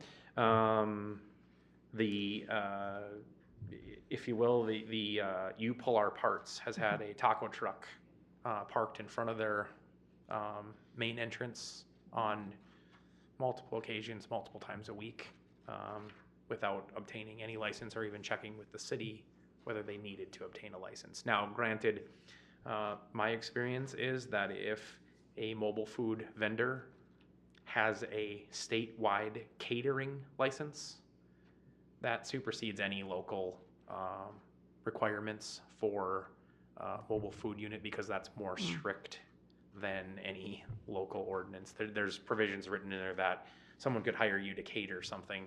Just as the food truck vendor, you can come in and cater to a grad party or a funeral, if you will, or a neighborhood. The exception is in there for a caterer's license. But those people would also be able to go to a commercial venue. Correct. Like You Pull Our Parts. However, we would still require that we receive some sort of permission from the local business that they're allowing that operation to happen in their parking lot.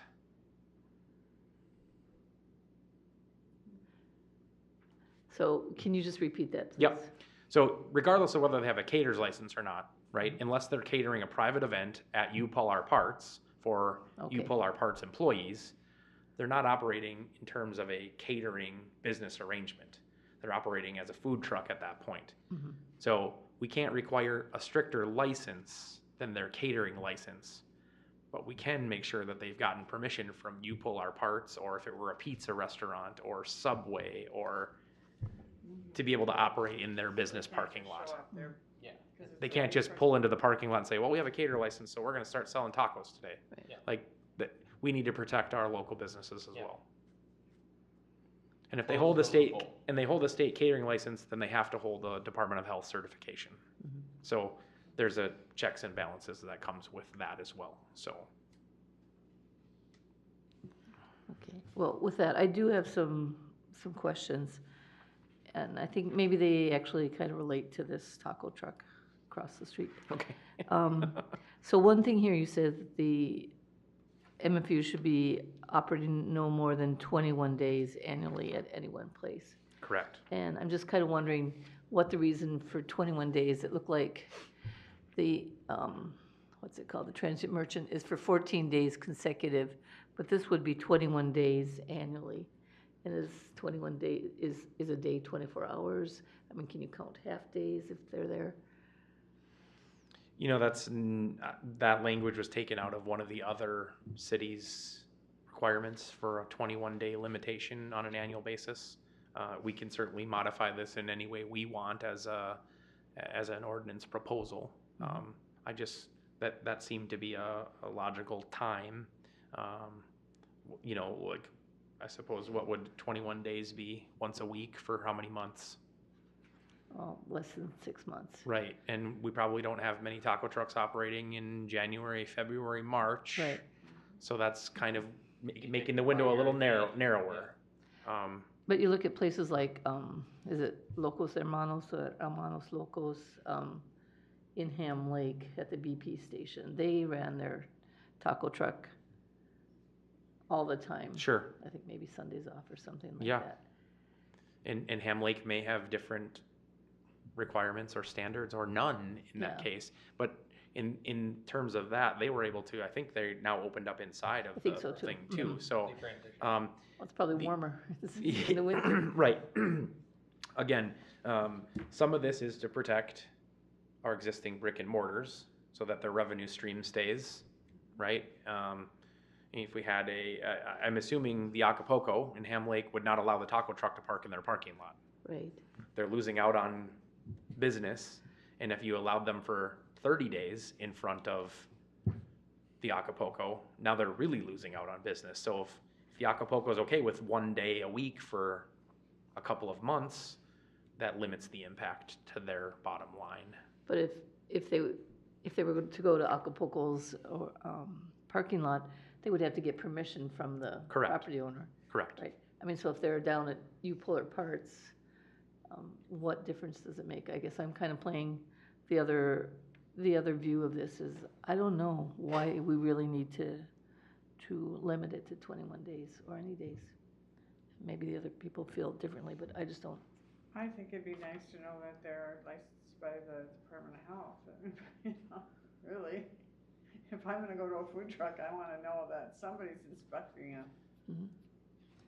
I guess that's very fair. Yeah, I'm of the opinion, again, I'm not married to any specific number of days. I do feel some limitation because at some point, if all of a sudden you just, you park your truck and you let the tires rot there and all of a sudden you get sitting on the rims, they've set up permanent shop, and as Aaron has pointed out, it's zero tax base, but they're operating in our city in someone's parking lot and just continuing to operate.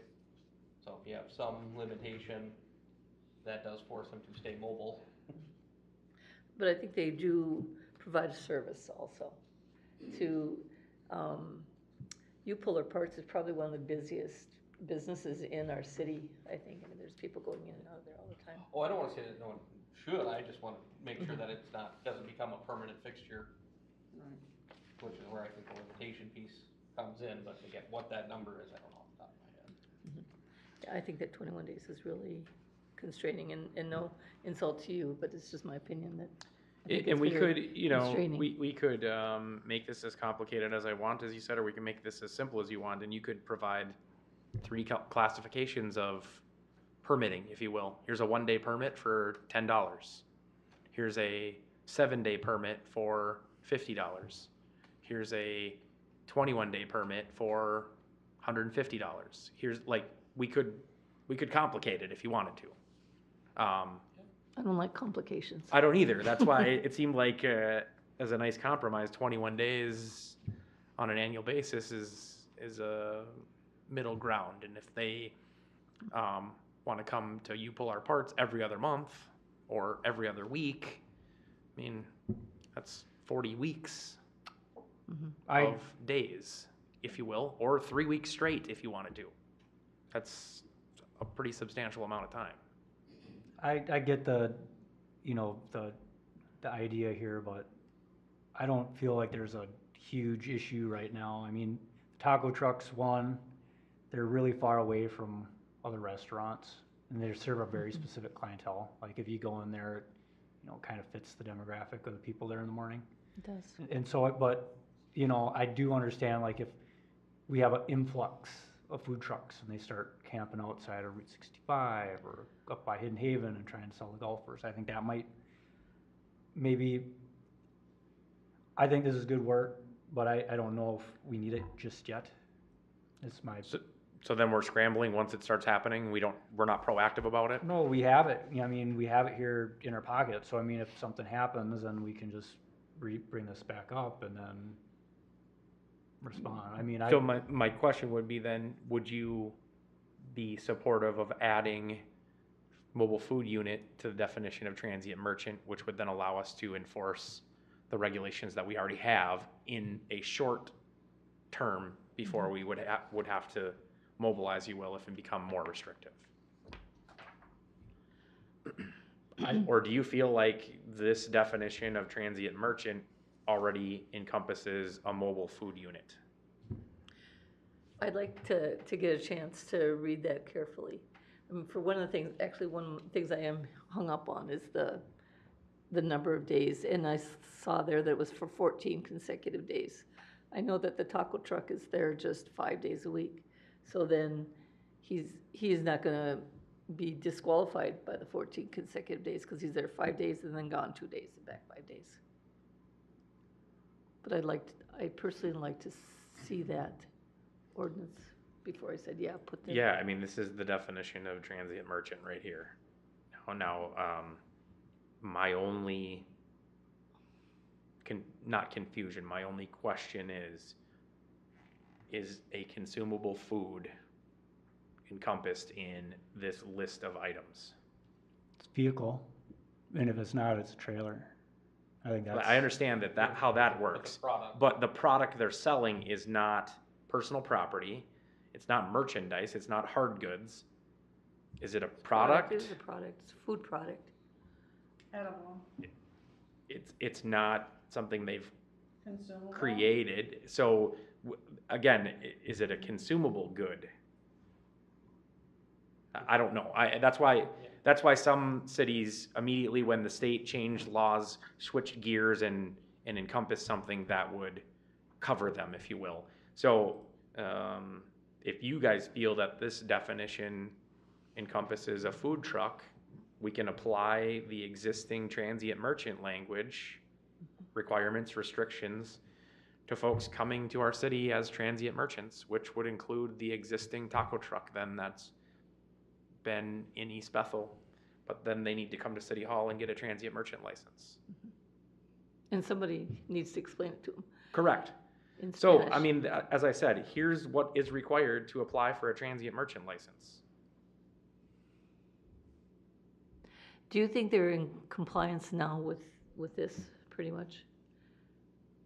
I mean, with the exception that they've Other never than come in and haven't- asked if they need a haven't- permit or not, right, they're not. But they haven't got the permit, but if they did have a permit, would they be in compliance? Well, we don't know if they have a Department of Health certification, Mhm. so that would be something we would wanna, and that is not included in this list of transient merchant items, so we're losing that opportunity.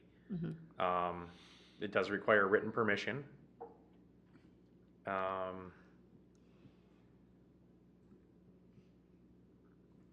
guess we don't know if the driver has a driver's license. What if you were to add food vendors to this list and then add another number that said, for food vendors, a health certification is required? That's exactly what I was going to ask. So you've got two sentences that you're changing and that. So you'd be okay with adding mobile food vendor to the list of transient merchant right. definition? Right. And then adding as a license requirement, if you are a mobile food vendor or mobile food unit, you must provide the city a copy of your Department of Health certification. Right. That, I mean, that isn't, that's also another way to amend this. This is not, that's, you know, If that's. that'll cover it, I mean, you just need to make sure they're safe. And that's how some cities have handled it. But again, like I said, we're missing out on some of those opportunities maybe to protect our local restaurants, but that, I have no problems either way. I just think we need to make sure that we have a definition that can be applied, so when we go to approach a mobile food unit who hasn't stopped into the city, that we have some firm standing to say, our ordinance says this, we need you to come in and apply for a transient merchant license. What's the cost on the transient merchant license? Sorry, Karen here. It's on the city fee schedule. No, that's not the right one. Sorry. While you're looking for that, would the fire chief or the fire inspector be responsible for these inspections? Who'd do the inspections? State. On which, on the proposal that I've. Yeah, on your proposal. Like, there's a couple of things that would be inspected in here and. Yeah, I mean, we have to make sure that they have a fire extinguisher, and there are some things that are, so we would likely task the, fire inspector. Like the tables and chairs. To some of these and- things. Okay. And granted, someone's gonna come in and apply, we're not gonna go out and do a site drive-by every 20 minutes to make sure that their tables and chairs are in the right order, and, I mean, we have nothing right now in our transient merchant license to say that, there's nothing prohibiting them from dumping all of the dirty dishwater and the leftover food grease right out into the parking lot. We're losing out on that if we go to the transient merchant, version, which, again, that's how much regulation you want to put into something. I have no problem going either direction. I kind of agree with what Joe was saying about, like, if we do the change that I just suggested, we have this prepared if things escalate to where we need that, and then we could, we'd miss out maybe on one opportunity to regulate something before we did that, but that would be our alarm that we need it. Would that then open the door to someone coming in and saying, oh, you're only doing this just to hurt me in my business and then come after us, as opposed to being proactive ahead of time? I don't think so, because we would be saying we're responding to some irresponsible behavior of your activity, and now we're going to make sure that doesn't happen again. So a 30-day peddler solicitor license is $85 for 30 days. A transient merchant license is $500 on an annual basis, or $250 for a 60-day license. So then you are getting that kind of in lieu of taxes also, somewhat. Sure, because of the sure very would. small footprint. Yep. I don't know if $500 to be able to show up to East Bethel multiple times throughout the year is profitable for a food truck. I don't really know. That's maybe why some of these went to a shorter time window with a smaller fee, to be able to help out these food trucks so that they can be accommodating. And then they can move from one city to the next without having to spend $500. I think at a $500 cost, they're going to only come back to East Bethel because they can't afford to go anywhere else, because they've just invested that money in the transient merchant license. Yeah. So.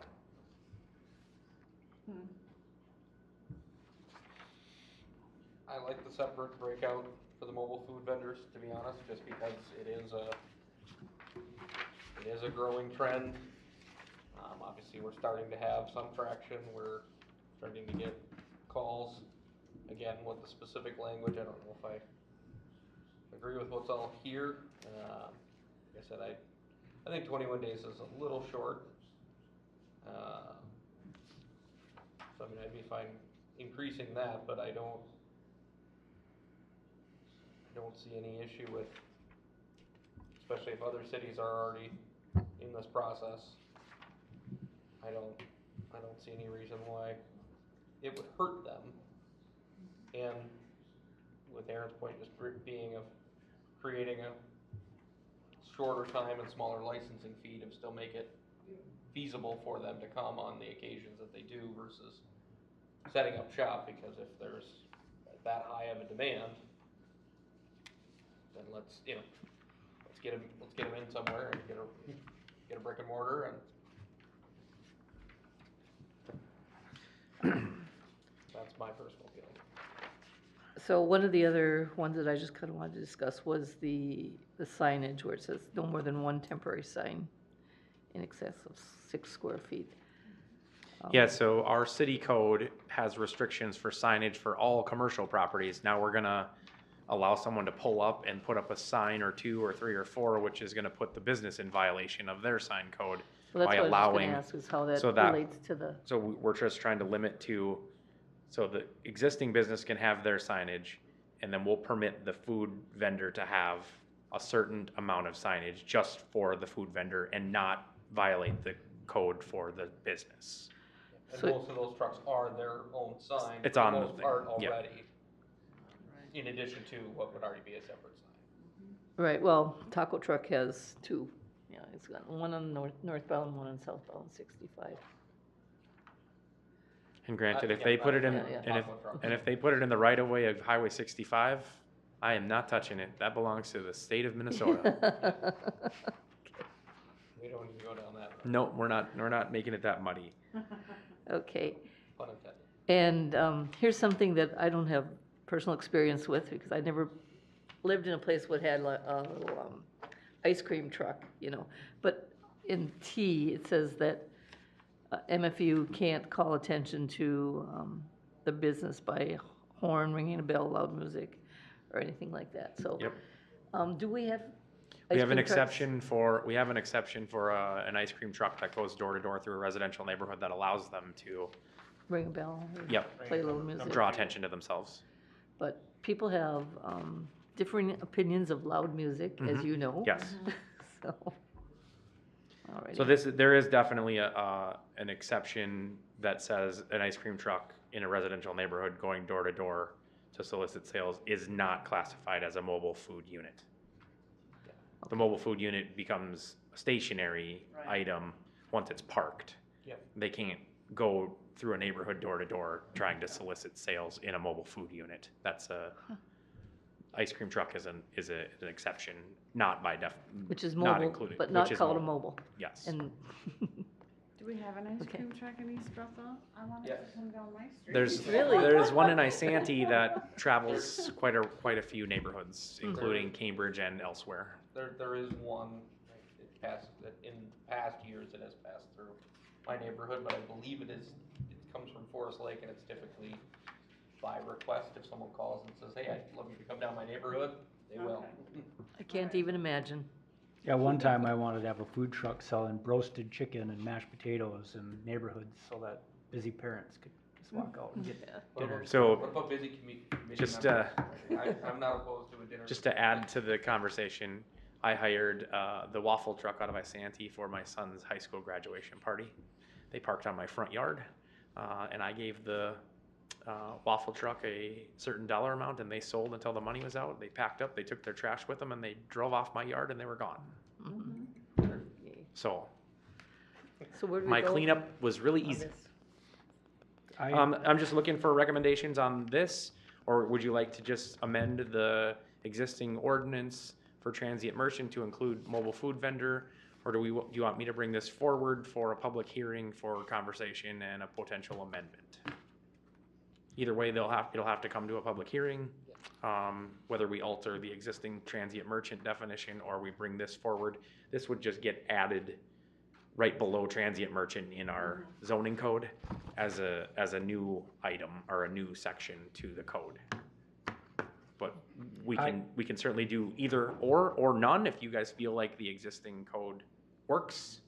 I am open. I just know that we continue to receive calls. We've even gotten calls from mobile food vendors going, how much is the license for me to be in your city for the day? We don't currently have one. So that's kind of been the typical answer, so. So we're missing out. put a vote to it, or if there's a general feeling. Well, I like the making changes to the existing ordinance, adding transient food vendor.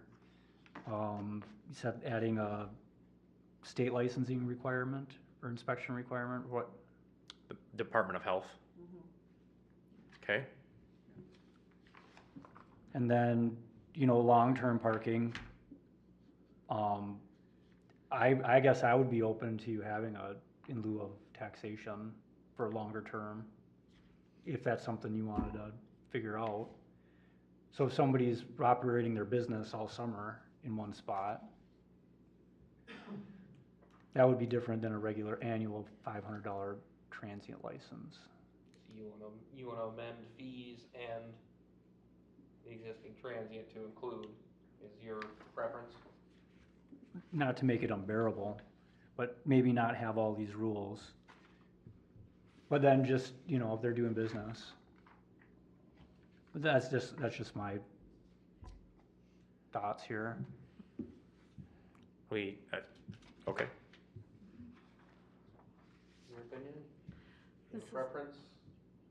I'm fine with amending or putting it, I just wanna make sure that they're inspected and licensed. Again, I mean, no secret, I prefer the separate language to break it out, just because I feel that is different than the transient merchant, but that's my opinion. And I like the amending the transient license also, merchant license. Mr. Gary? I like the amending the language, but keeping this at the ready if things escalate where we need it.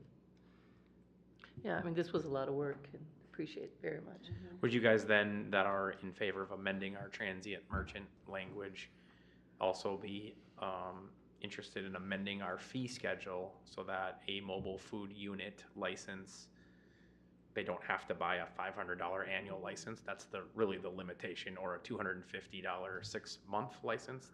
Would you be interested in making a separate item for a mobile food unit for set number of days for a certain dollar amount? That makes sense.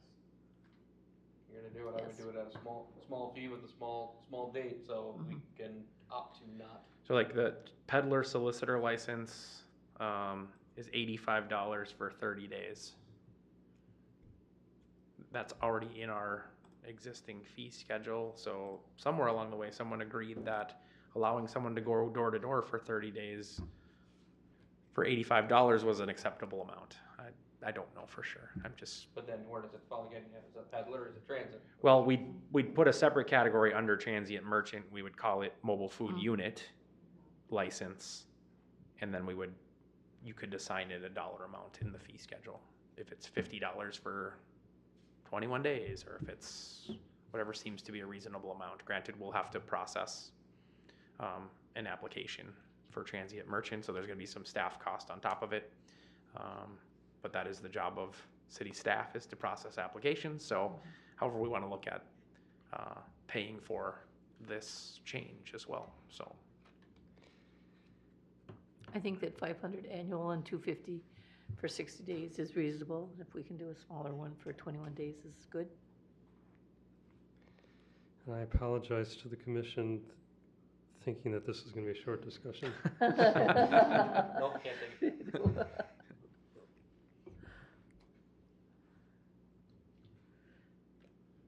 I think Aaron's looking for a response. I'm just looking for direction. if you want to stick with our existing amounts, or if you want to make a third category for our separate subcategory under transient merchant for a shorter window other than 6 months or annually for a certain dollar amount. I don't feel qualified to offer an opinion on that. As someone not in favor of this order, again, I don't have a number in my head or date on it to give that direction, so. Same. Would it be best if I explore other cities and what their cost is Yeah, associated let's with a compare. short-term permit and a time frame, and bring that back with the proposed amendment to this as a consideration with some background? I think that would be agreeable. Okay. Do Do we need to do a motion at all, or? Nope. This is just information only Informational. tonight for discussion, so he can bring forward. Bring back an actual An amendment. actual amendment, which we would have a public hearing, and then we could discuss and then make recommendation to council for them to make an action on. Yeah, there's a little more to compare. Sure. Thank you, Aaron, for your Yes. patience Yeah, with thanks, us. You bet. No problem. Right. Can I make a motion to adjourn the meeting? We need to have a We have to wait, council we update. we council Update meetings. first, but, you would not be the first, you would not be the first to, Bob would be okay with that, I Bob's think. coming anyway. he's got papers, he's got stuff to talk about. He didn't mean to do that, Bob, or did you? Good evening. Good evening. Capstone came in last night. We got some more information. Hate to say, we were brutally honest with them. They're gonna go and try and work on some things. The biggest hangup that I see is the 30 acres that they want us to expand the sewer water district. And when that was originally set up, it was set up 3/4 of a mile and not to exceed. And now what they wanna do is they want that 30 acres put into the expansion so that they can put in more homes with that. So there was a lot of conversation with the city attorney about setting a precedent. If we do it there, are we gonna have to do it somewhere else? And if you don't, well, then you get into a lawsuit of, well, geez, you did it for them, why don't you, well, you were there, Sharon, you heard the feedback. The deed application was signed, that's all done with Nexus. And we'll see how that works out. You know, one of the reasons that we took so long is there's a lot of information to read and to understand what the heck it all meant. And I don't know about you guys, but when I get a big thick packet full of engineering stuff, I can't just, I'm not a whiz kid, I can't just say, yeah, it looks great to me and let's go with it. I have to understand what I'm reading, and if I'm gonna vote for something, I wanna at least think I know what I'm talking about. We got the amendment for the labor agreement for 2 employees. They said they are doing a great job, they're over and beyond, so they wanted, there's a new classification for them, bump them up. One is Tim Meinberg, I don't know if you know him, but, so we went with that. The electrical permit inspection, we eliminated the single guy, and now we're gonna go with the state, for a couple of reasons, I guess. One being that it probably, well, I am not gonna blame COVID, but with the pricing going up and down and you can't really get anything in particular, I haven't seen what the new fees are, but I guess I'd be kinda curious. I know the old days you paid $45 and that covered 2 visits. Do you have any idea what that is now? I don't. I do know that our existing contract, whatever the number was, went up by $10 this year. And that cost goes to the resident. That's not the city's cost. Last but not least, Live Barn contract with the ice arena. They're gonna put cameras in, and there'll be no commentation, but they will be able to watch their kids. Parents or grandparents or whoever can get a subscription for their phone, and then they can watch their kids playing hockey and do whatever. They got their own insurance. It's not gonna hurt anything, and actually it's kinda cool, 'cause maybe some people can't go to the arena. Other than that, not much going on, really. Pretty quiet. Huh? That's enough, wasn't it? They're always fun meetings. You know, you can't get information unless you ask a lot of questions. And sometimes things get going so fast that people just wanna say, yeah, I wanna do it. Well, as people have probably noticed, this council doesn't. We kinda analyze a lot. We ask a lot of questions, ask the attorney a lot of questions. You never know when you're gonna get into a pickle that you can't handle. Sharon, you wanna add anything? You were there last night. No, it was a very good summary, actually. I So thank watch you. it on YouTube because it's easier for me to hear. Oh. So I do the YouTube, but I watch the meetings, so. Do you Just see a not problem sitting with here. the volume being, some people seem louder than others, or need to get regulated, or? Sometimes, yeah. YouTube is better than cable.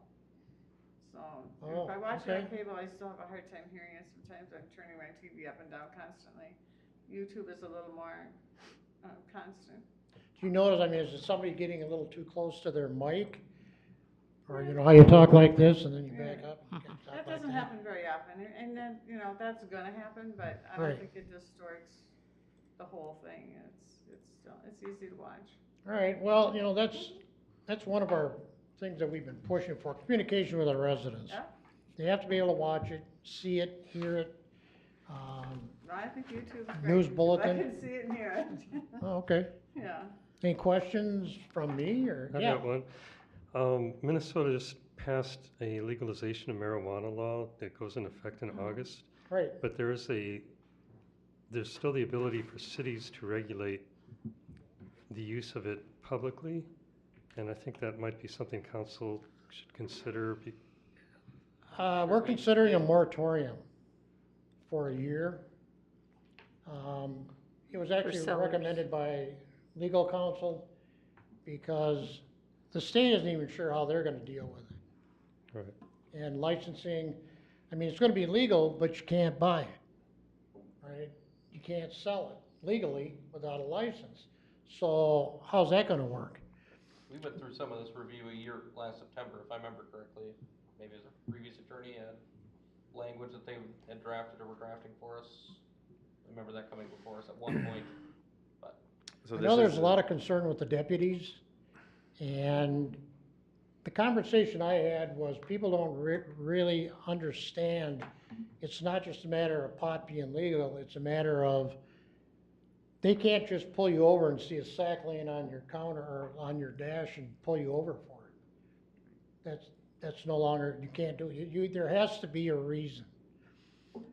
The way the one explained it to me, he said, so you got a meth pipe sitting down there? That cannot be our primary reason for stopping you.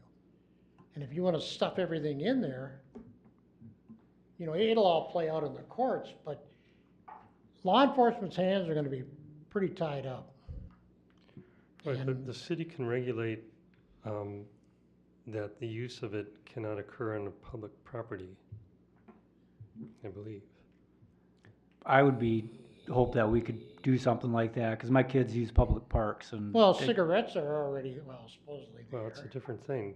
They're not hallucinogens. They're what? Cigarettes aren't hallucinogens. Oh, yeah, you're saying cigarette, but, okay. I mean, you got Mayor Fry now, he just came out last Friday and said, well, we're not gonna go after people on mescaline and doing mushrooms and doing acid, and, you know, he's telling his guys, don't focus on that. So it's hard. Mark Vierling, I don't know, for those of you that were here, when we first came in office, he said, don't make an ordinance you can't enforce, just to feel good. And with something like this, there's so many variables that I'm not even gonna attempt to say I know what they all are. I did, after talking to these two deputies, I went home, I pulled it up, and I'm reading through it and reading through it. Still, I think it's just gonna be a mess for the first year. And what our attorney had advised us with the moratorium is that kind of says, okay, we're gonna put the brakes on for a year until we can figure out how to do something with it, how the state is gonna be able to do something with it, because they really don't know. And, I mean, the time parameters were pretty short. You know, they come out in June and say, yeah, well, come August, guess what? It's gonna be legal. So the Office of Cannabis Management will not be in place until January. And that is designed for regulation of the dispensaries.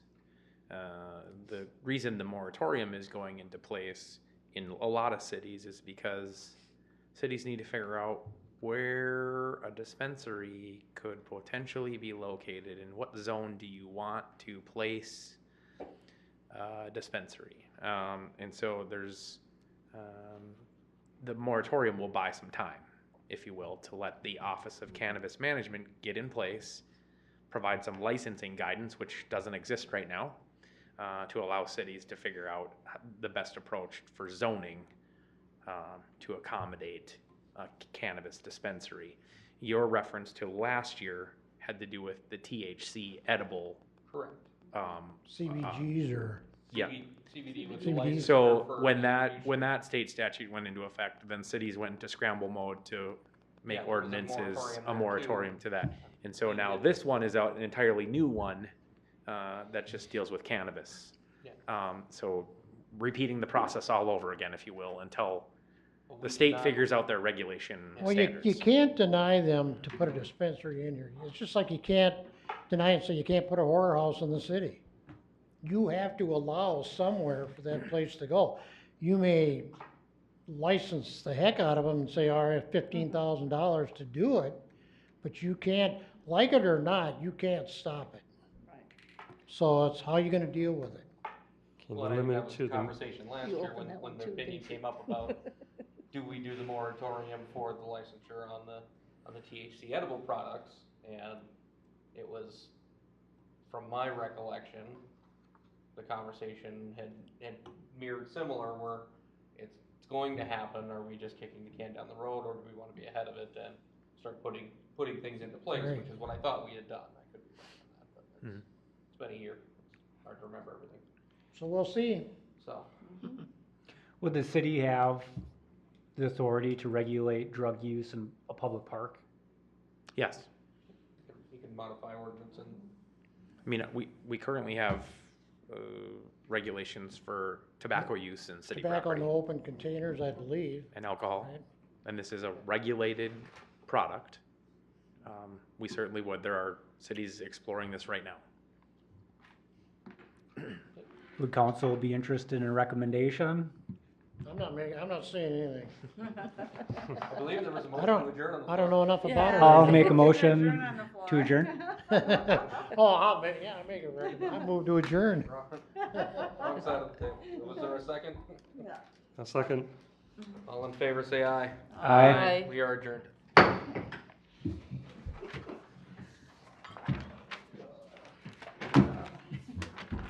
Good night.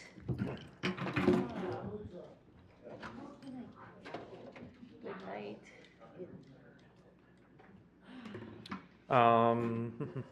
If you go to the city's website, under Planning Commission, the packet for tonight's meeting, which includes a copy of the plat, was published last Thursday on the city website. Good evening. That would be the easiest way, or if you want to stick around for a few minutes, I can print you one, if you will. You want a copy of what was in my packet? Oh, he's willing to give you the one out of his packet. Which one do you want? The Hidden Prairie. Yep, the one with the T in it? Yes. There you go. Thank you very much. And here's that one as well. Oh, That all goes with it. great, thank you. Oh, yeah, very welcome. Thank you for coming tonight, and thank you for your comments. No problem. Always good to hear. Kind of miss that. So I think maybe I'll mention it because, yeah, that would be kind of nice to get a feel for.